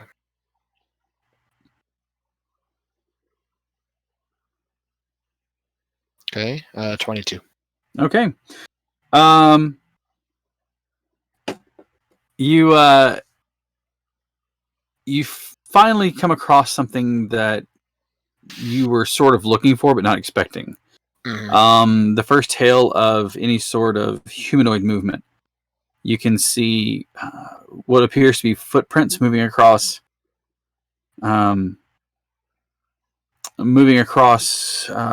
like a broken path, like almost like a game trail. Mhm. So you're moving not on anything, you're just kind of moving through the woods, and all of a sudden you run perpendicular to a game trail, and you can see what appears to be some sort of footprints on there. Okay. Gonna just crouch down and examine it, see if I can determine what's been through here recently and in which direction. Okay. Which direction? It seems to be, from what you have on your survival, coming and going. So this seems to be a pretty important path, but it doesn't look like there's been anything recently moving through. It looks like they're probably several days old. Okay. Does traffic look any heavier in one direction than another? Not from what you can tell. Okay. And these are going west to east? Correct. Approximately. Yeah, approximately. More east to westerly than what you are moving, since you are moving more northwest. Right. He will communicate to Aurelius. He's like, well, I found a game trail. Well, at least we're heading in the right direction. The trail's moving west to east, though there is human traffic. Or humanoid traffic, I should say. The tracks appear to be a few days old. 2 days old. Do you want me to scout ahead? You can if you want to. Does the telepathic link that you set work both ways, or is it like a warlock's where you can only I actually communicate don't one think. direction? Double check that to make sure. For 1 hour, chosen creature you speak can speak telepathically with you, and you with them. Perfect. Is it like There a you go. party line or just? You and the other creature must be within 1 mile of each other. You are definitely within 1 mile of each other. Yeah, Aurelius wouldn't have gone too far off. Speaking of, I need another survival check from Aurelius, please. Perfect. The creature can end the telepathic connection at any time. No action required. We don't need to speak a common language to understand each other, apparently. That's one thing I didn't read. I want to talk to dogs. That's a nat 20, 26. Okay. You also see the trail, however, a bit further down, and you actually notice that there seems to be the traffic going east seems to be a bit deeper, as though they were carrying something going east, as opposed to coming west. Away from the lagoon? I'm bad with directions. The lagoon is behind you, so they'd be moving away from where the cliff and the ocean is, back into the deeper part of the woods. Back or into the deeper part of the woods. Of the jungle, yep. So it makes sense to bring things. So again, keeping in mind that this point is the ocean and the cliff faces, the forest is doing this motion, so it's widening. Okay. They're coming across this way. Okay.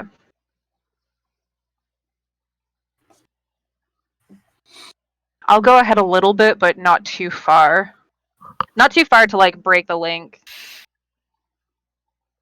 And even it doesn't say that the link, like it says that I can only speak telepathically within the mile, but it doesn't say that it actually breaks it. So could I go back in within the mile? I mean, and continue the link? This island is. You think you'd have to reestablish the link if you went too far? Right. Because it severs that link. It can't be held that far. Okay. However, a mile is really long, though. Yeah. This is this island. I don't have a brain. This island might be a mile across. Might be. So perfect. I mean, again, a mile is a really long way. It's fine. I will go ahead. I'll go ahead, scout ahead a little bit just to see what the path will bring them across. I'm still keeping off to the side, though, off the path. Okay. I thought you froze. I was like, oh no. I just got quiet. Sorry. So you're following the path. Are you telling them, hey, this is where you're going? Yeah. Okay. Scouting ahead a little bit. Still off the path, off to the side. Keep it sneaky. All right. Go ahead and give me a stealth check then. Big number. 29. Oh, yeah. I have a plus 13. The jungle here is thick enough to cause the light to be diffused and dappled around. So there is probably enough for you to even have advantage on that. Because you have advantage in dim light, right? You're thinking the Gloomstalker trait? Is it advantage? So. Double check and see. No, you have the ability to disappear if you stand still in it. You gain that's dark vision. That's Umbral sight. I don't care about that. She disappears in complete darkness too. Yeah, anybody who's using dark vision to see me can't see me. Oh, okay. For some reason, I was thinking you had advantage for some reason. Maybe I'm thinking like shadow sorcerers or something. Anyway, it's not important. So moving through the jungle in that pattern, give me a perception check as you. Actually, your passive is like a 13. 16. Go ahead and give me a perception. Actively looking and listening for things. Don't drop it. 19. 19. Okay. You do hear the sounds of life ahead of you that is more than just jungle life. Jungle life. Jungle life. Steve is smirking because he knows what song I have in my head now. All right, so you do hear a little bit of jungle life, not jungle life, but like actual activity. It seems to be voices that are talking, and you can hear the sound of like wood being hit by something, and like I said, it's activity. Okay. I will call back to the. Will call back. I say mind tap the 3 that I have a link with, and I will let all 3 of them know that there are people up ahead. You've probably moved in this point in time about. It probably took you about 600 feet to get to where you're at. So you are 600 feet away from them. Okay. In that time, I'm pretty sure that they have not stood still and waited for you to scout out that way. Unless I'm wrong. If Aurelius is off scouting, Roderick would have everybody basically back up into the brush away from the game trail and just hide. Okay. So they don't get ambushed by anything that's moving along the trail.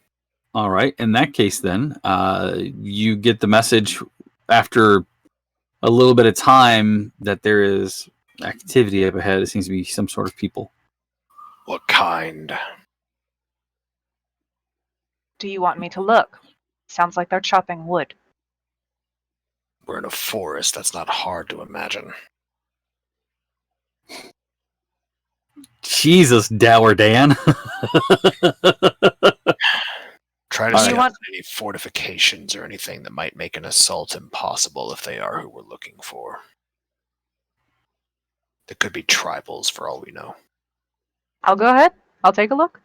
Okay. I'm not going to have you reroll stealth since it was stupid high anyway.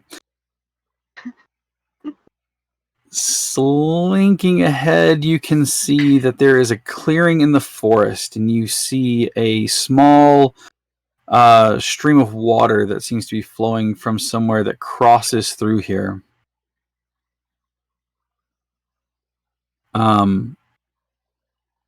There are several what appear to be huts made out of palm and small trees, not lean-to, but actually constructed to stand for some time. And it seems to be a lot of them are basically raised boards that are just set for a flooring with several poles, and they seem to have thatch curtains that can roll up and roll down to provide them protection from the elements. Very much reminds me of like a lot of the native housing you would see if you were somewhere like Fiji or Hawaii. Some of those huts. Okay. And you see probably about 20 people or so, men, women, and children. The children are playing and running through the streets. You can see the men are doing manual labor along with the women. They're all cooking and cleaning and crafting items and things like that. They just seem to be having a nice conversation with one another in a dialect that you are unfamiliar with.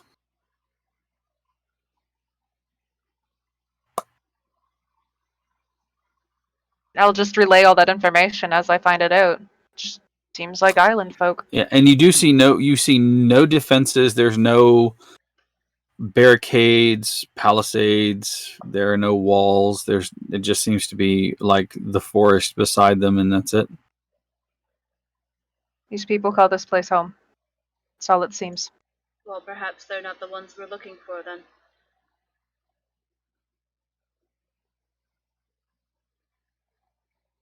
Then come back and we can move on. Understood. I'll go back. All right. Give me another stealth check. It's another 29. I rolled a 16 again. Okay. You slink off through the wood, but as you're moving, give me actually, your passive perception is a 16. Is that right? Yes.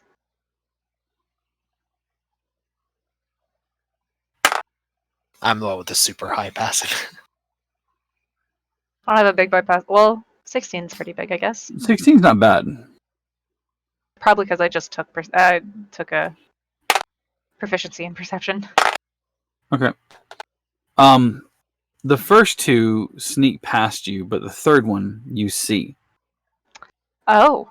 The game trail now has a figure on it who is dipping into the woods very close to you. Luckily, your own stealth keeping you well hidden from his sight.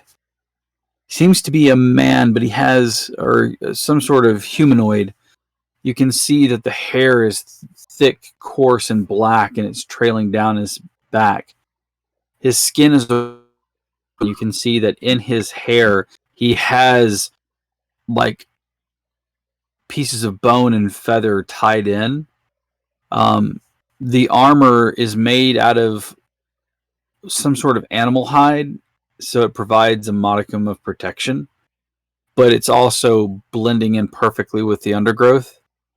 You see what appear to be small, like you would call them spears, but their shafts are too small. They're much narrower, and the heads of them aren't spear like you're used to. They look like a leaf almost. They're rounded and come to a point.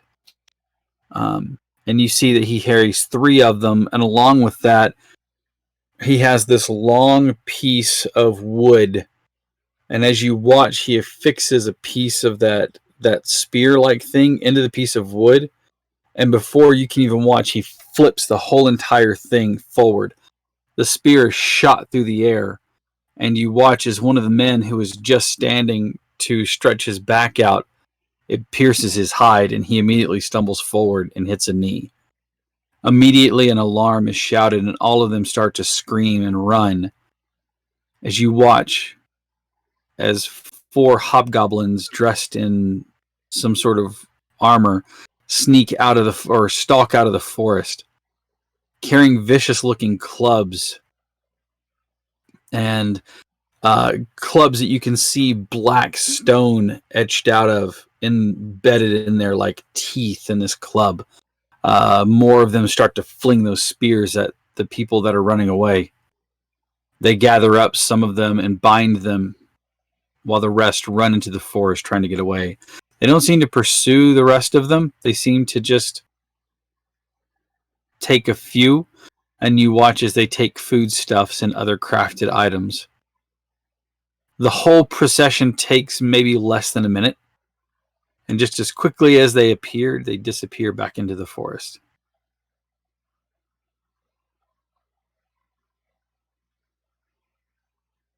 As Aurelius is heading back to the group after all of that is done, he would have crouched and stayed as hidden as he could as this whole thing happened. On his way back, he is explaining that something they need to keep an eye out for is hobgoblins. Interesting. I would like for everybody who is with Roderick to give me stealth checks, including Roderick. Oh boy.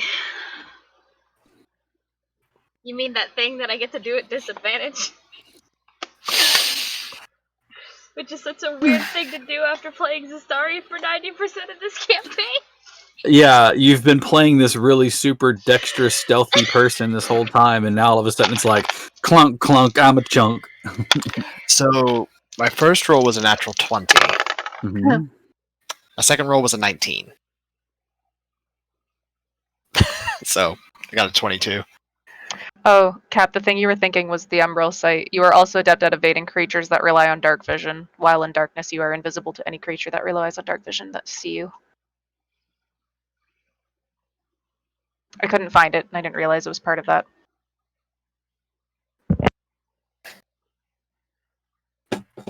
Let's say if we're stealthing, does my passive perception pick anything up? Yes. All right, so once more, let's see. You had a total of a what, Eric, for Roderick? 22. 22? All right, how did Kiseshi do? I got a 12 because I rolled a Hey, 10. that's not- With disadvantage, I rolled a 10 plus 2 Not for horrible. 12. It's not as good as this story, but I'm not gonna complain because it could have been a whole lot worse. All right, well, that's not horrible. How did Esther do? 17. Okay. What about Gordon? 13. And Jesse? Dirty 20. Okay.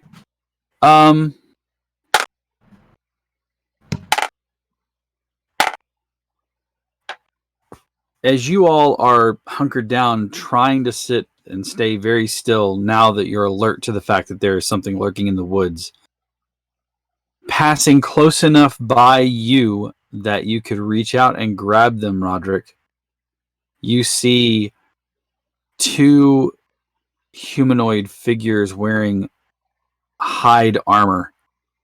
Their black hair looks oily, and you can see tied into it all manner of accoutrement like bone and feather. Their skin is a reddish color, and as you watch them walk by, the noble prow that you see of hobgoblins, very, because they look kind of statuesque in my opinion. They don't look monstrous like a goblin or a bugbear. They kind of look like they have, almost like this noble bearing about their faces. But you can see that it comes through. It's a little more feral looking than what you're used to, but you definitely recognize them for what they are. They move past you, and they seem to be heading back from the shoreline, or where the lagoon would have been, or is, I should say. Do they look like they're in any kind of hurry, or if there's anything that they might have taken? They seem to be scanning the forest. Right. Well, just in case, I'm going to activate my shifting trait. Okay.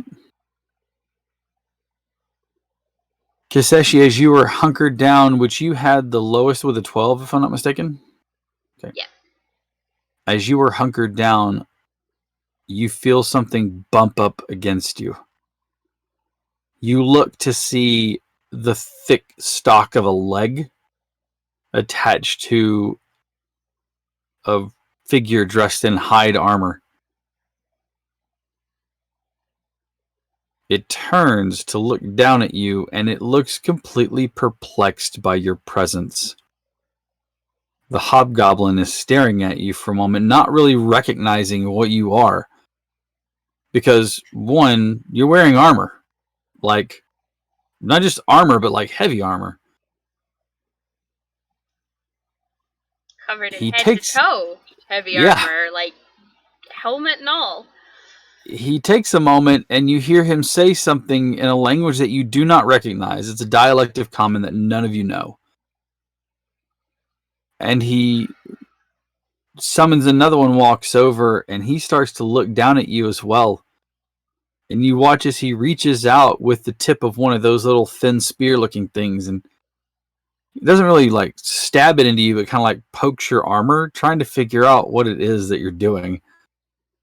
That's a big-ass shiny rock. The fuck did the volcano throw out this time? She is just keeping her gaze, like, very much straight forward. Trying not to panic.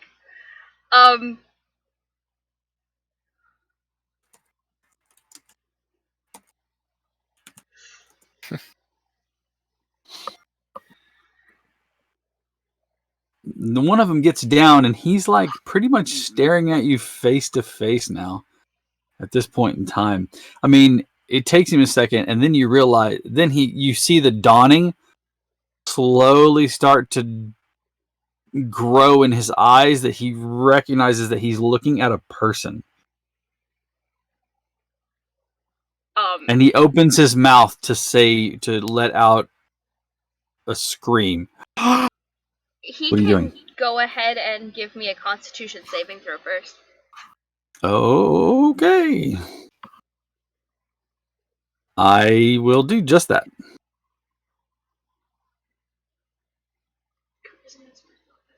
Ooh, yeah. Which makes As I put my D20 away just now. the DC is 16, by the way.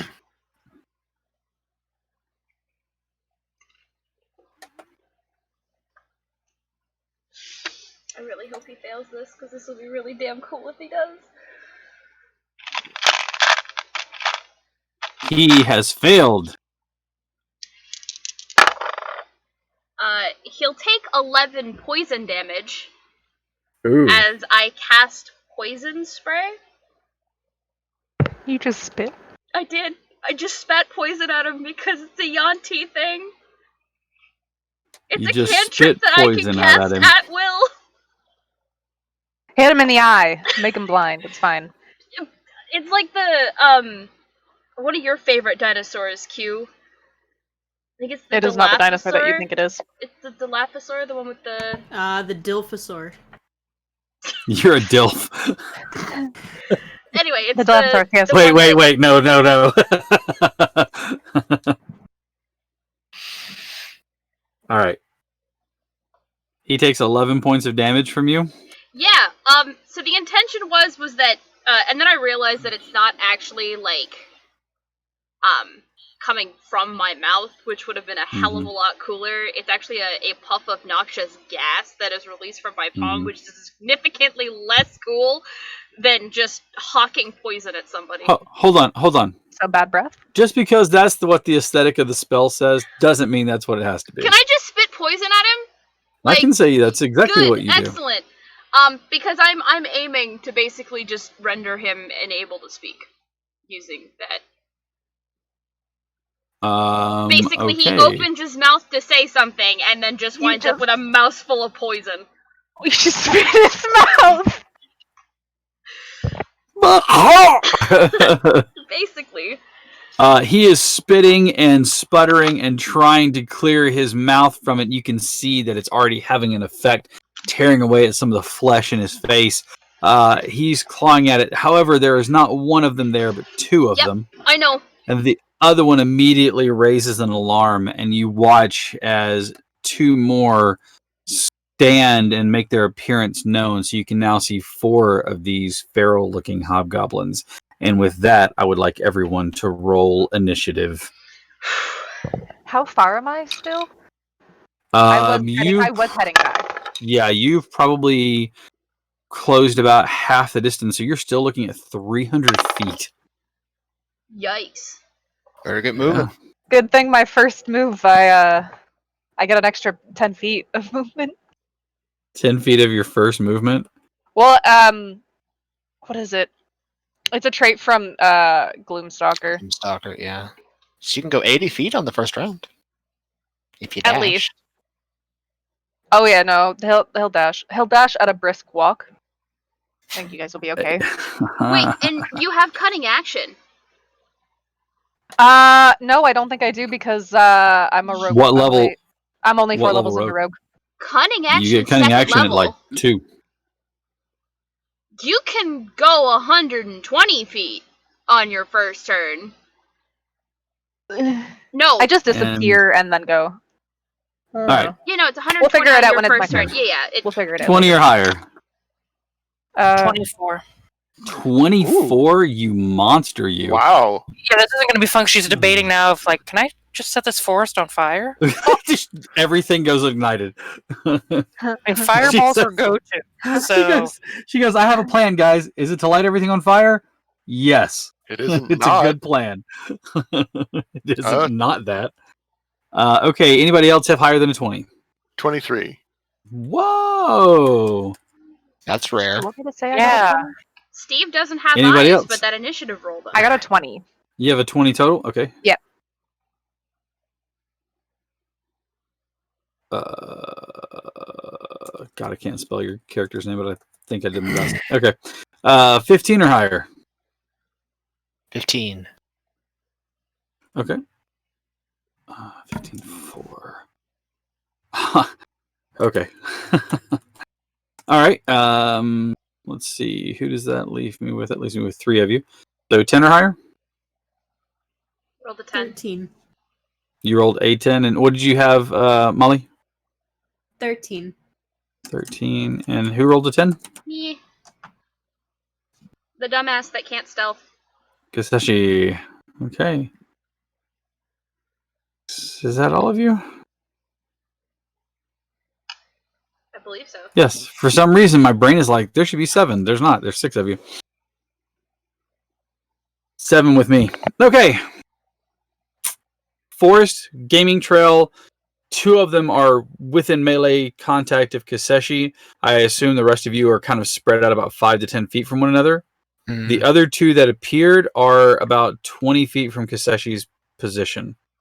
And they are standing like almost shoulder to shoulder. That being said, Esther, you are up first.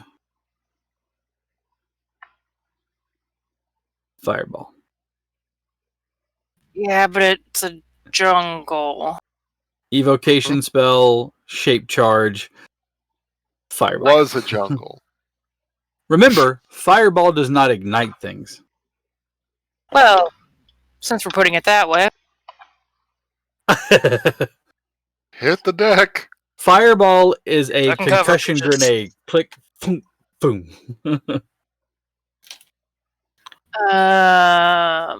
Okay. And we're going fireball. I need Counterpoint. Dexterity Ignites saving. flammable objects in the area that aren't being Yeah, that's what it says. Oh, well. It's a jungle. It's not that flammable. It Controlled rained burn. yesterday. It's fine. Controlled burn. I'm just getting all the pollen, okay, guys? Hey, there we go. She just sneezed it out. All right, you need deck saves from my 4 hapless bastards. Correct. And I think the wand makes my DC 19 now. The wand would make your DC 19. Okay. Acid Boy has rolled a nat 20 for 22. Another nat 20 for a 22. Oh. A 16, so that's a failure. And the last one's a 5. So at least I got all the nat 20s out with the deck save. No more nat 20s for this combat. We'll be fine, right? That's how this works. Yeah, it's always how it works. How much damage did you give me? 1 moment, still mathing. Oh, what level did you cast that at? Holy shit. 5th. Go big or go home. Fuck yeah. She put the balls in fireballs. Mm. 42. 42. That's pretty sweet.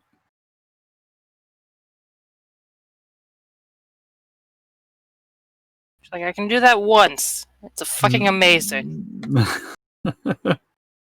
It's super effective. So 42, so that's 21 to this guy. She would have And- molded it to not hit, not as a star. I figured you shaped it to not hit anybody. Yeah. Well, allies. Allies. Ishi? I love that I'm not Zastari. I couldn't remember your name like immediately. It's not Zastari. It's Snaky Zastari. I mean, Snake's a story. Zastari. the problem Snake is story. that doesn't differentiate the two. Ooh. Zastari's not a snake. Really? I'm gonna roll Yes! some dice now just to Not bring physically. attention.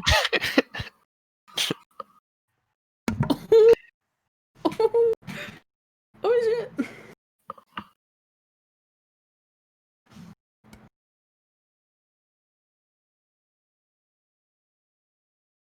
Hang on a second here. Sorry. I am mathing out everybody because then I had 2 failures at 42. That means it's going to be 21. no, 2 failures at means 42 points damage. Oh, And I okay. was just doing the math on those. All right.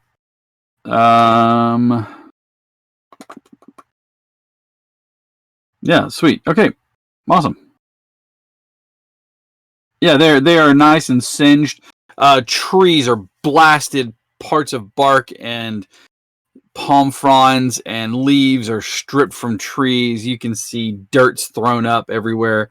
And they're standing there now looking singed and a bit terrified. Somewhere Zora's just like, the plants! You played the most loving, plant-loving individual to this destructive ball of damage. Sarah, I love this dynamic. All right. That means it is Gordon's turn. Gordon, they are all still standing. They all look singed. And uncomfortable. Very much so. I'm gonna go for the poison-faced one and do a bit of a reckless attack. All right. Are you raging first, sir? I am not, actually. He's more amused than angry.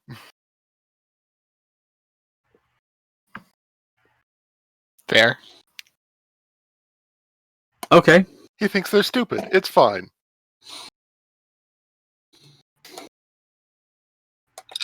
Okay. Hang on a Thing moment.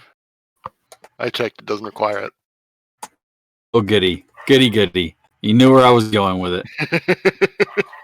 No, I'm glad. Because I'm like, Did he successfully stealth, though? no, I mean, once they realized, once the shit hit the fan, rise. Okay, so Once Fireball went off, they know that there are enemies in the area. yeah, that's why I'm asking. You're welcome. Are the ones that got like really good stealth rolls still technically hidden from their sight, even if they know that we're there? Not unless you choose to take your action to hide, unless you're a rogue and you can use your cunning action to do so. And it's not that they know you're there, they just recognize that there is an enemy now, so they're going to be more alert than what you were prior to. Does that make sense? Yeah, that makes sense. All right. Gordon, what did you roll, sir? Well, I'm real glad that I had advantage because first roll wasn't too good, but now I have a 27. That hits. Definitely does. Oh, good. Then I'm going to use my maul. And Mm-hmm. okay, fine. 8 damage. Seems a little strange, but fine. Okay. And anything else? Oh, I'm going to keep swinging. I hope so.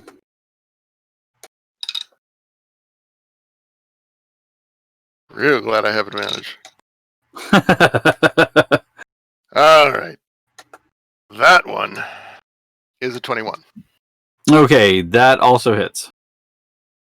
All right.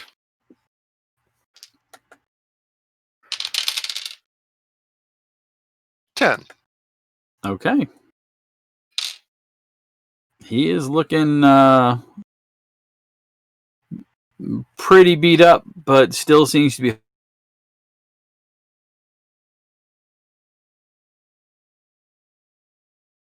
We have a frozen cap.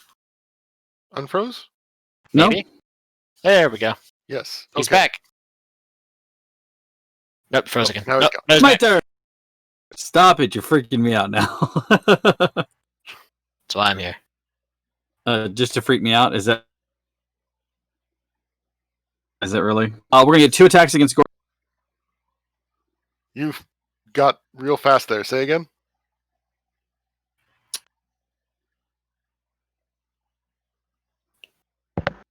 Okay, so no, I'm not frozen. I was just looking at my screen going, what am I making a melee attack with? Okay. First one's a 19 to hit you.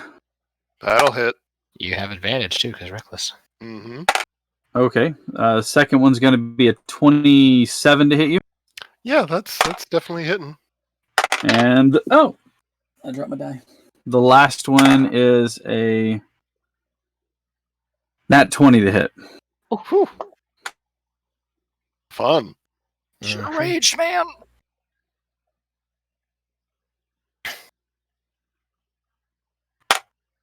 All right, so the first attack is going to be 8 points of damage.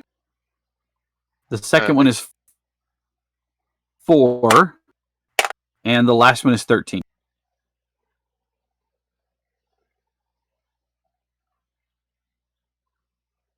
All right. Kaseshi, I almost called you Zastori as well. Kaseshi, this one's going to hit you twice. First one is only going to be 14, so it doesn't hit. An 18? That'll hit.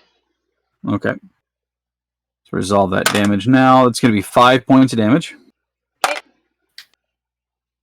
And the last one is only a 12, so he misses you on that last one.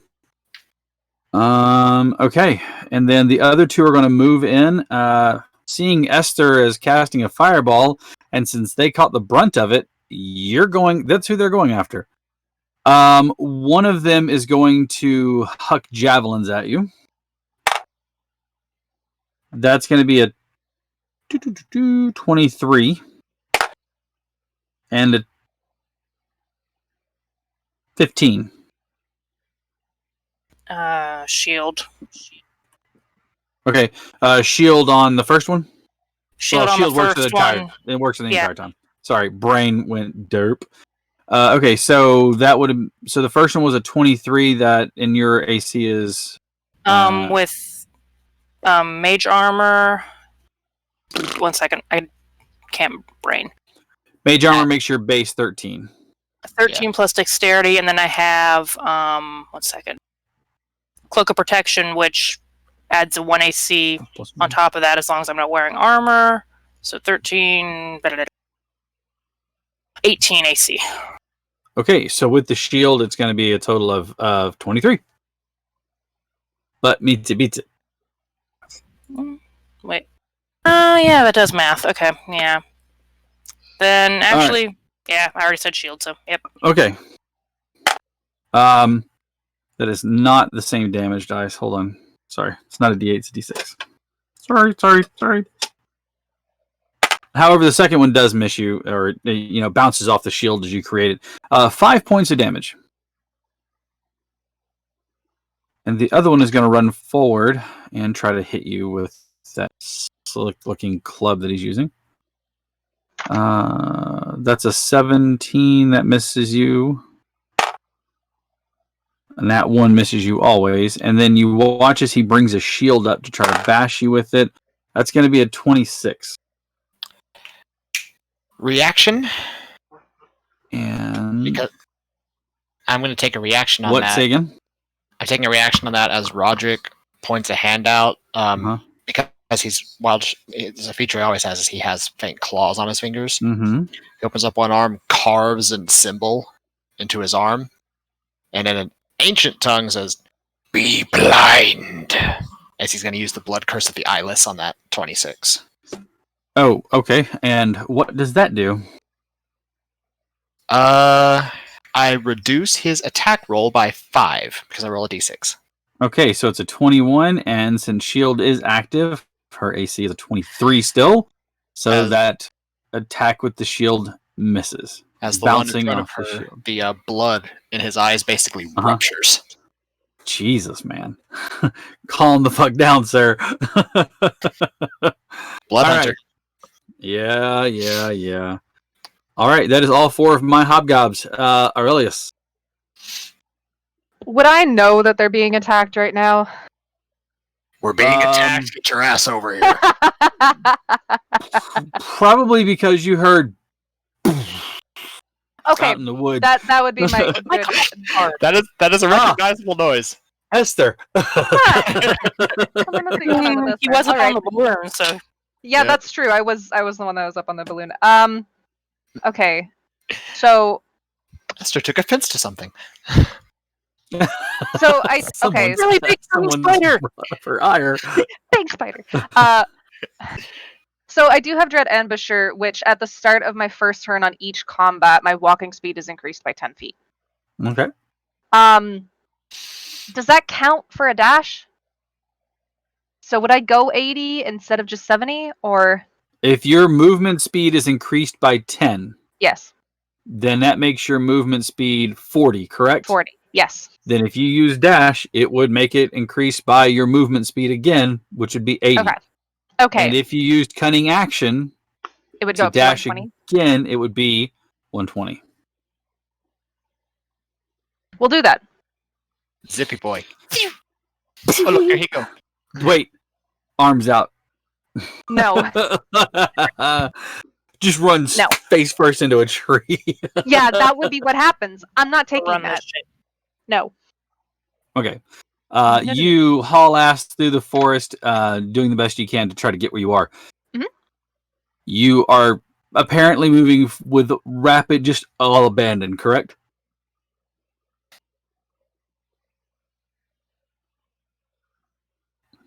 If you want to move I 100 probably would have moved. You want to move 120 feet. You're throwing Yeah. caution to the wind.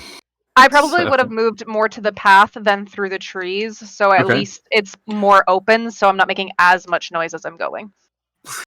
Are you familiar with game trails? Never mind. No, I'm not. Also, Game trails aren't No. real wide. climb a tree and become Tarzan. Then no, I'm kidding. Just running across the surface of the trees. I need a few levels of monk, please. All Well, right. if you're That's a your other. ranger That's your other and- character. If you're a ranger and your preferred area is forests, Aurelius would be very familiar with game trails. That's true. Aurelius would be, but I was asking about Q, Q. not so much. Aurelius, Q doesn't know. absolutely. Q, No. do you know what a game trail is? Q's like, no. But Aurelius would. Imagine, Aurelius has okay, a brain. Q, I don't. your foot, the width of your foot, maybe a little bit more is about the width of a game trail. Okay. And it's not that's all I a needed to know. it's I not thought a it was, like, straight wider, carved so- path. It's like it's basically where game like deer or smaller things make a path through and travel it back and forth. You can follow them naturally to find and hunt down game, but Now my brain makes more sense. Yeah, it goes. We go. okay, I mean, you can still use it to move a little bit better, but you're still going to be Yeah. like snapping branches and twigs and stuff as you move through it. That's fine. Okay. I was 300 feet away. Mm-hmm. I'm just trying to. What's my range on that? My range You is are 150 now feet on that. 100 and what's that? Sorry, Oh, yeah. no, I was checking the range on my longbow because once I'm at 120 feet, I'll probably my next turn I'll move Okay. the rest of my feet. Your but I'm next turn would put you, because you're at 120 movement, that puts you 180 feet out. You move 30 feet, you could get a line of sight on your. Maybe you could get them with your bow. It depends on if you can see them because. Yep. Jungle. That All one? right. That's it. Yeah, that's my move. Awesome. After Aurelius, Roderick. Well, first off, All I four still realized standing. with the new rules for Blood Hunter, I actually don't have to damage myself to use Blood Curses normal, unless I amplify. So I didn't carve anything into his arm. However, he will take his sword, put it in the open palm of As his edgy glove. as your ass is, you know you carved something in your arm. Nah, he only does that when he amplifies. But he'll put his blade in the open palm of his glove, Mhm. pull the blade across, and he'll activate the Crimson Rite of Frost. As I do 6 damage to myself. I do not have 115 temp HP. I only have 5 now. And he will move up to engage one. Okay. Just whichever one's closer to him. Given where you were at, probably be one of the two that are still on Kiseshi. Okay. I don't know why I'm struggling with your name tonight. So first attack. I've wanted to call you Aurelius like almost every time. First attack's It's like- 15. That's Quentin's character. First attack is 15. Uh-huh. Misses. Misses. Okay. Second attack then 18. 18 hits. Okay. For 11 slashing damage and 3 cold damage. So no super protection, so 14 damage. 14 damage all told. Okay. And because he was hit with the Crimson Rite, he is marked with the brand of castigation. Easy, man. You don't have to cut his junk off. Oh, that's castration. Oh, right. What's the other one again? But now basically the sword is... I'm such a child. I know. He hit him with the right, and then this basically mark just sears itself into his skin. Okay. Okay. With that being said, is that your turn? That is his turn, yes. Jesse. Okay. As fast as my little legs will carry me.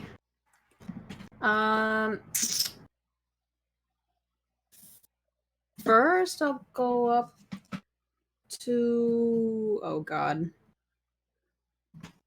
Let's just say our barbarian friend. And I give him a mystery juice. Go juice. Yeah. Free son. Drink this, I don't know what it does. But there's no rats around. Sorry, that's a Tuesday night joke. Drink this. I don't know what it does. Okay. The gnome is going to turn into Jekyll and Hyde. She's going to get triggered and like Hulk out. Yeah.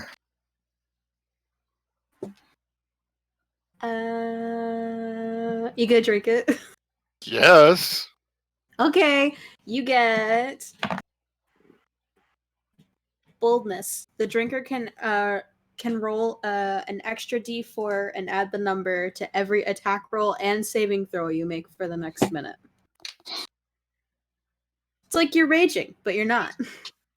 Cool. Well, it's like you're large, but you're not.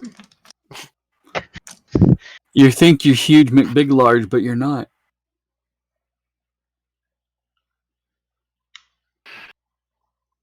All right. Is that your turn? Is anybody else close to him? Yes. Kaseshi would be close to him. Alright, drink this. I don't know what it does. And technically, so would Roderick, because Kaseshi was right there. Roderick moved up to hit one of them, and Gordon had moved up prior to that. Okay, because that's my last one. I'll give one to each of them. So you give one to Gordon and one to Roderick? And one to Kaseshi. Oh, and one to Kaseshi. And you're just like, mystery potions all around. Yeah. Shots. Oh my god, it's like you're just ever going shots. Kaseshi, you get... Where did my list go? How long do these last? 10 minutes. They're different, but usually like 10 minutes. Kaseshi, you get flight. Man, that would have been really helpful on the fucking boat. I'm sorry. Well, we're not on the fucking boat. But we're not on the fucking boat! God, you're welcome. Do you want your juice box or not? Not particularly. Take the juice box. No orange slices, though. No cookies I would later rather have the either. orange slices. Eric, what's your character's name? I already forgot. Roderick. Roderick. It's the normal name. Okay. Yes. I'll tell you. You get healing. You get 13 hit points back. No, 14 hit points back. Okay. As I was asking is, how long do these potions, like themselves, last before they lose their potency? Is it like they last for the day kind of thing, or? It's different for all of them. Like the one, like they're all basically just different spell effects, but they're random. Yeah, No, he's not asking about the duration of the effect. He's asking about, you've put this in a bottle. How long does that bottle last? Oh, like, is it once per long rest? Is it once per short rest? I can make as many as I want. Like as many. I get 2 free ones, and then the rest fill up spell slots. And as long as I make them, they're good. Okay. So they just have to be in their own separate flask. So yeah, you're not worried about drinking a diluted healing potion. Yeah. Well, he's also an alchemist, so he's probably going to take a look at it, because what the hell is she making now? Not that one, because you drank it. No, he didn't drink it. Oh well. She gave it to him. He took it, and he's put it away. Well, then it's a later. good potion, and just. I like the idea that you don't know what it is, because he did put it away before he got to use it. I know, it's so much more fun. It's just fun to just drink it, because I don't know what the fuck I made. You're resistant to all sorts of damage. However, you're now purple with polka dots until the spell fades. And we reserve the right to call you a purple people eater. You eat purple people? All right, is that your turn? But his response to that would be, apparently not, because Kasashi's standing right there. That's my turn. Bitch, the fuck did you just say to me? Bitch, the fuck you say? This character is I'm breaking out all of my sass. This woman's just trying to do He's her not fucking purple, job. he's cobalt. This woman's just trying to do her fucking job. Okay. Where exactly is Gordon? Gordon would be to your left. Like if you're here, he would be to your left. Okay. There. Remind Left me, there. we're not doing flanking, correct? That is correct. We do not do flanking here. Okay. Well, see, I'm still gonna do... Optional rule is broken. Sure. I'm still gonna do that thing where I activate Fighting Spirit and give myself advantage on all my weapon attack rolls for this turn, plus give myself 5 temporary HP. You know. As you do. Yeah, I'm familiar with it. Yep. I'm glad you are. So I have one target directly in front of me, yes? I mean, I technically have two, but there's one. Yeah. Yes. The one that I spat poison at is the one we're going to start with. Sounds great. That is a 19 on the die plus 8 for 27. And That I hits. am two-handing it. That is a total of 8 damage. 8, okay. That is another 19 on the die. That also hits. You need to get that crit range change. Too bad you're not a champion. I mean, yeah, but also too bad this isn't the old weapons rule set, because Katana's crit on 19 to 20. Whatever. 5 damage from the second attack. Okay. And then I'm gonna action surge and fucking do it again. Is he still standing? Oh yeah. Yeah. How about a 22 to hit? Hit. For another 5 damage. Wow, that rolled like ass twice. So, into dice You jail. are, yeah. You're not doing so hot on the damage there. It's like you are adding your modifier into this, right? Yes. Yes, I am. That'll be a 26 to hit. That does hit. For 14 damage. All Now of we're that is talking. magical. You watch as that last strike seems to have taken something out of him. He's still standing, but you can see that his breath is labored. You can see there's a huge gash across his chest. The weapon that he had in his hand seems to lag by his side. He doesn't seem to be doing real well, but he's still on his feet. She flicks the blade clean, and then just takes one hand off the bottom, gestures to him, and then puts her hand back on the, underneath her other hand on the handle of the blade. She just gestures to him like... Yeah, like, come on. Bring it on. Uh-huh. Watch out, we're dealing with a badass over here. Alright, with that being said, Esther, it's your turn to lay the fireball smack down on people. Exactly what she's going to do. If it ain't broke, don't fizz it. I can do one spell really damn well, guys. How many? Yeah, all there's. 4 are still standing. Yeah, they're all. Yeah, everyone's within 20. All of them are within 20 feet of her. Mm-hmm. Okay, and she's gonna sculpt some... it not to hit her allies. Awesome. You can sculpt it up to your intelligence modifier, which I believe you have a +5, don't you? I thought it was 1 second. 1 second, I'm just going back to the thing. Because I might be thinking of the sorcerer one, because there's a difference. Evocation spells 1 plus a spell level, and I'm casting at 4th level, so 5. So yeah, 5. Which is exactly how many you plus your 4 allies that are here are. Yep.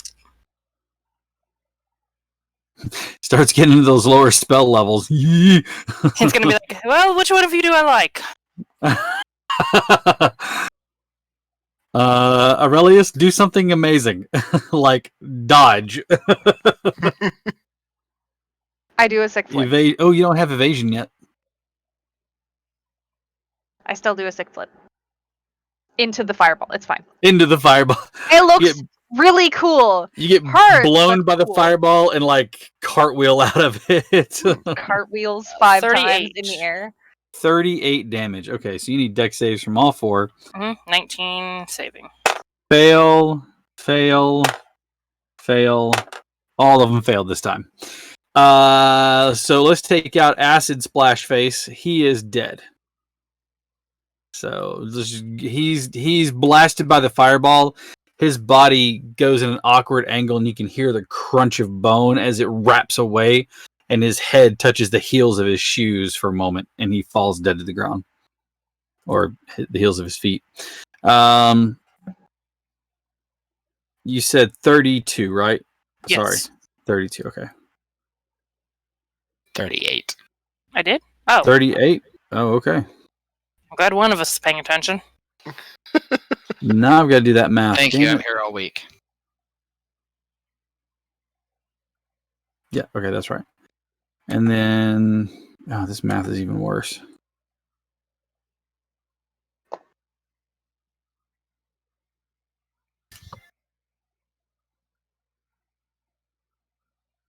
Oh, okay. I did it. Yay.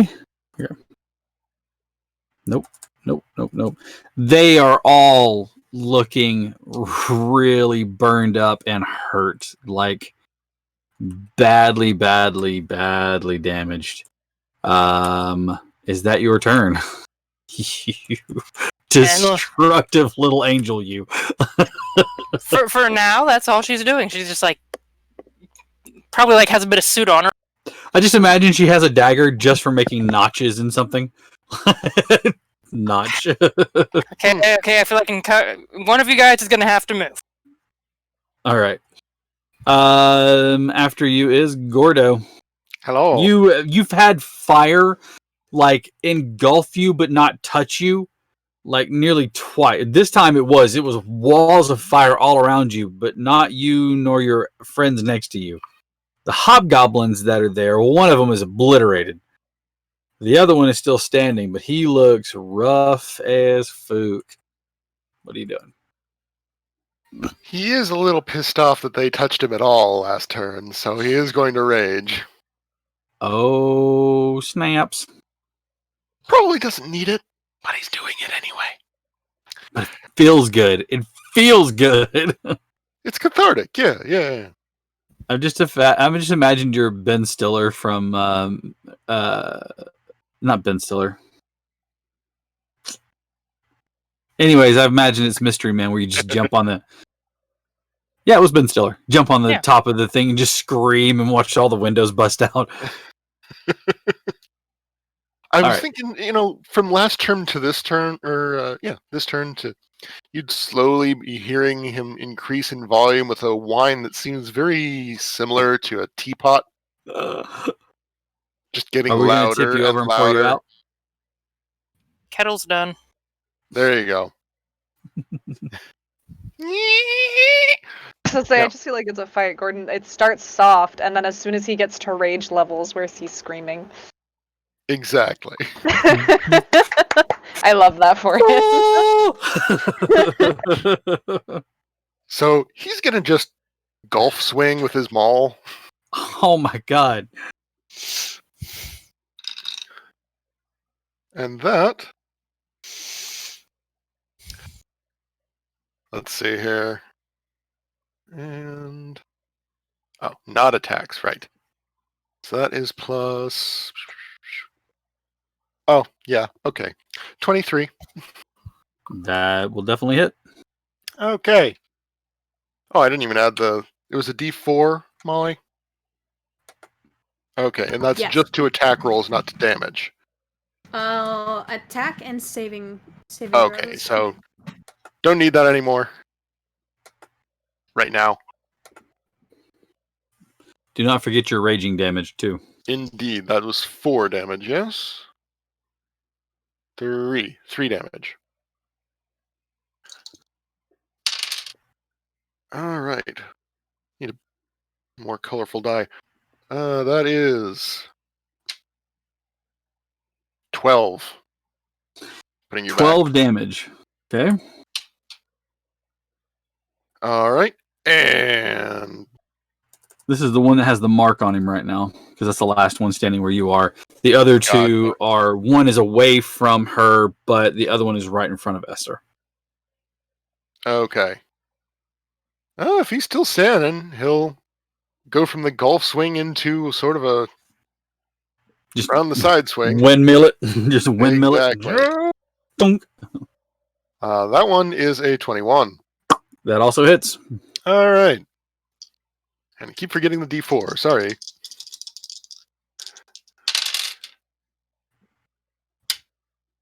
That is a 15.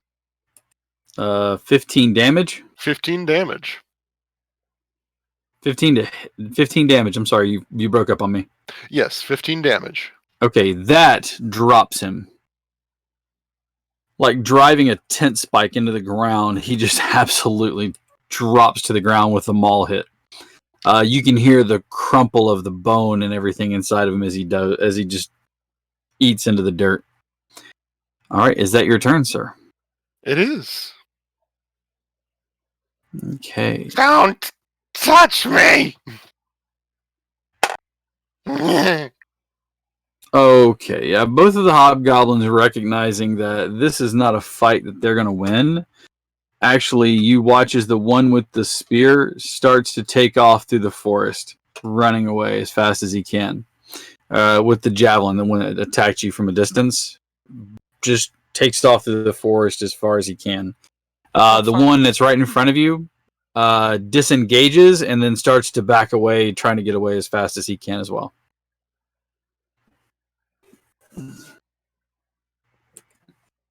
Let me take a look at one thing real quick.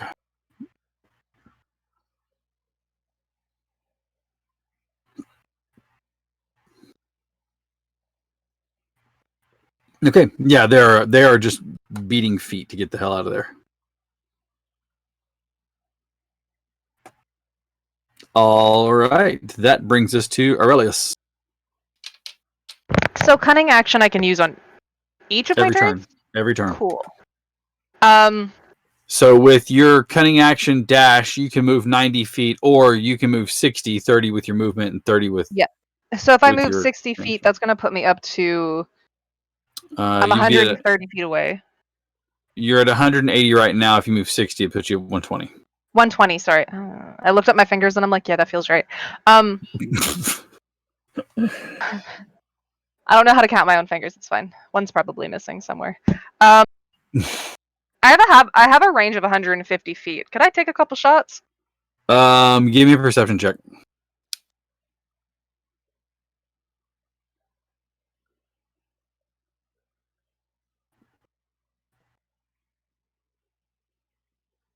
Hold on. No, 23, sorry. Okay. Wait. You can see one of them running away. However, he has partial coverage from being in the foliage of the forest. So it will be a higher armor class to hit. Okay. Unless you have, like, sharpshooter or anything. I do not, but I do have a plus 12 to hit. So true. I'm gonna try and So take a give it couple a shots whirl. if that's okay. Okay. Yeah, 'cause I can attack twice. Sorry. 27. Yeah, that's still at him. Gotta love that plus 12. Thanks for the bow cap. 11 damage. He stumbles and nearly falls, but he's still moving. Okay, I've got one. Technically, I have attacks per action. It's 2, so I can't attack again. 2. You can attack again. This one will probably miss. 17. Does miss. Figured. All right. Is that your turn? That is. Okay. I'll just link like go through like is there any other left in the group besides the one I see running? Well, Roderick, it's your turn, so you can answer that. Well, there's the one in front of us. No, Okay. the one that you attacked was the acid face dude. He was obliterated in the fireball. Yeah, That The leaves two- the one that was next to him. Gordon felled him with the maul. right. One There's that was one- on Esther, which was away from where you were at, Mhm. disengaged and ran, and the other one stayed back to attack from a distance, from like his original spot. Okay. And he moved just full on like 60 feet. Yeah, so the one that disengaged moved 30 feet away from us. Correct. Which And that's the one that's correct. The one that Q hit. so I was able to take a shot at it, so it's a little bit weaker. Right. All right, Okay. I'll be back soon. I'm still a distance off. Well, I do like the idea of just an arrow flying by. That's fun. the one that is The party's all gathered and just. the one that is next to us. Let's see. You said I speak a variant of common we don't know. Mm. Okay.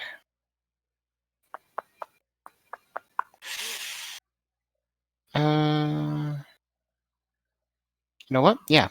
You know from his intent, he looks to try to get away. So. Yeah. He's gonna mentally tell the people he's linked with to let this one run. Believe it's only through me. Unfortunately, Okay. I so don't think you're he's gonna telepathically linked. tell you. I'm gonna let you use speech as a free action. Yeah, he's gonna free action. He's gonna tell you mentally, and then everybody else to let this one run. He's gonna move forward 30 feet and try to smack him with his sword once to mark him with the brand. Okay. So you yell out to your allies that are nearby you to let that one run. Yeah, and mentally the one that took off. No, the one that The one that moved he's gonna 30 feet mark. back. The one that moved okay. 30 feet back. You can probably track it through the mark. 22 to hit him. That hits him. Okay. I want to try to do as minimal damage as possible just to hit him with the right to mark him with the brand. You can tell me subdual damage, but if you make what is over his maximum, he's going to be unconscious. Okay. Alrighty. So yeah, subdual damage, I guess. I'm not Okay. sure if the right damage will count as subdual or not.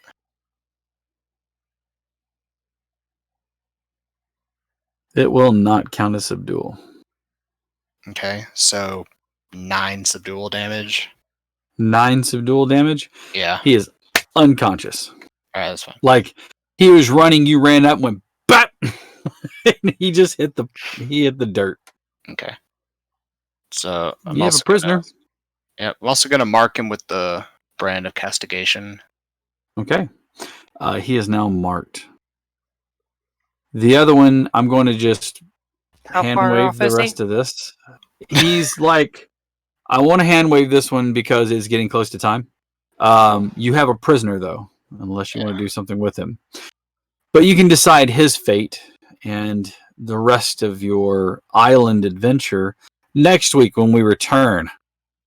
So tune in, everyone, to see what happens to this poor hapless hobgoblin that they've tracked down. Who are the people on the island with this mysterious dialect of common that they don't speak?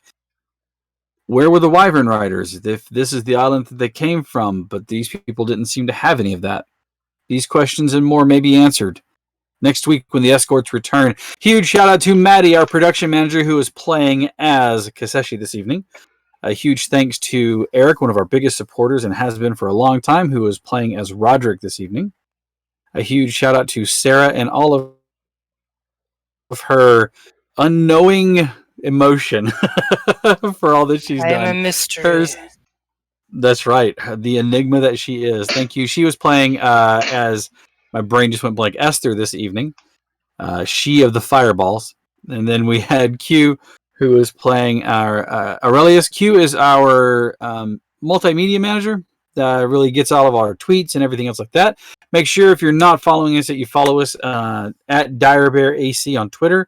You can also follow our Facebook page, and we do post out all these places that we try to that we are going live. You can also join our Discord and chat with all these wonderful folks and myself if you have questions or looking for a game and things like that.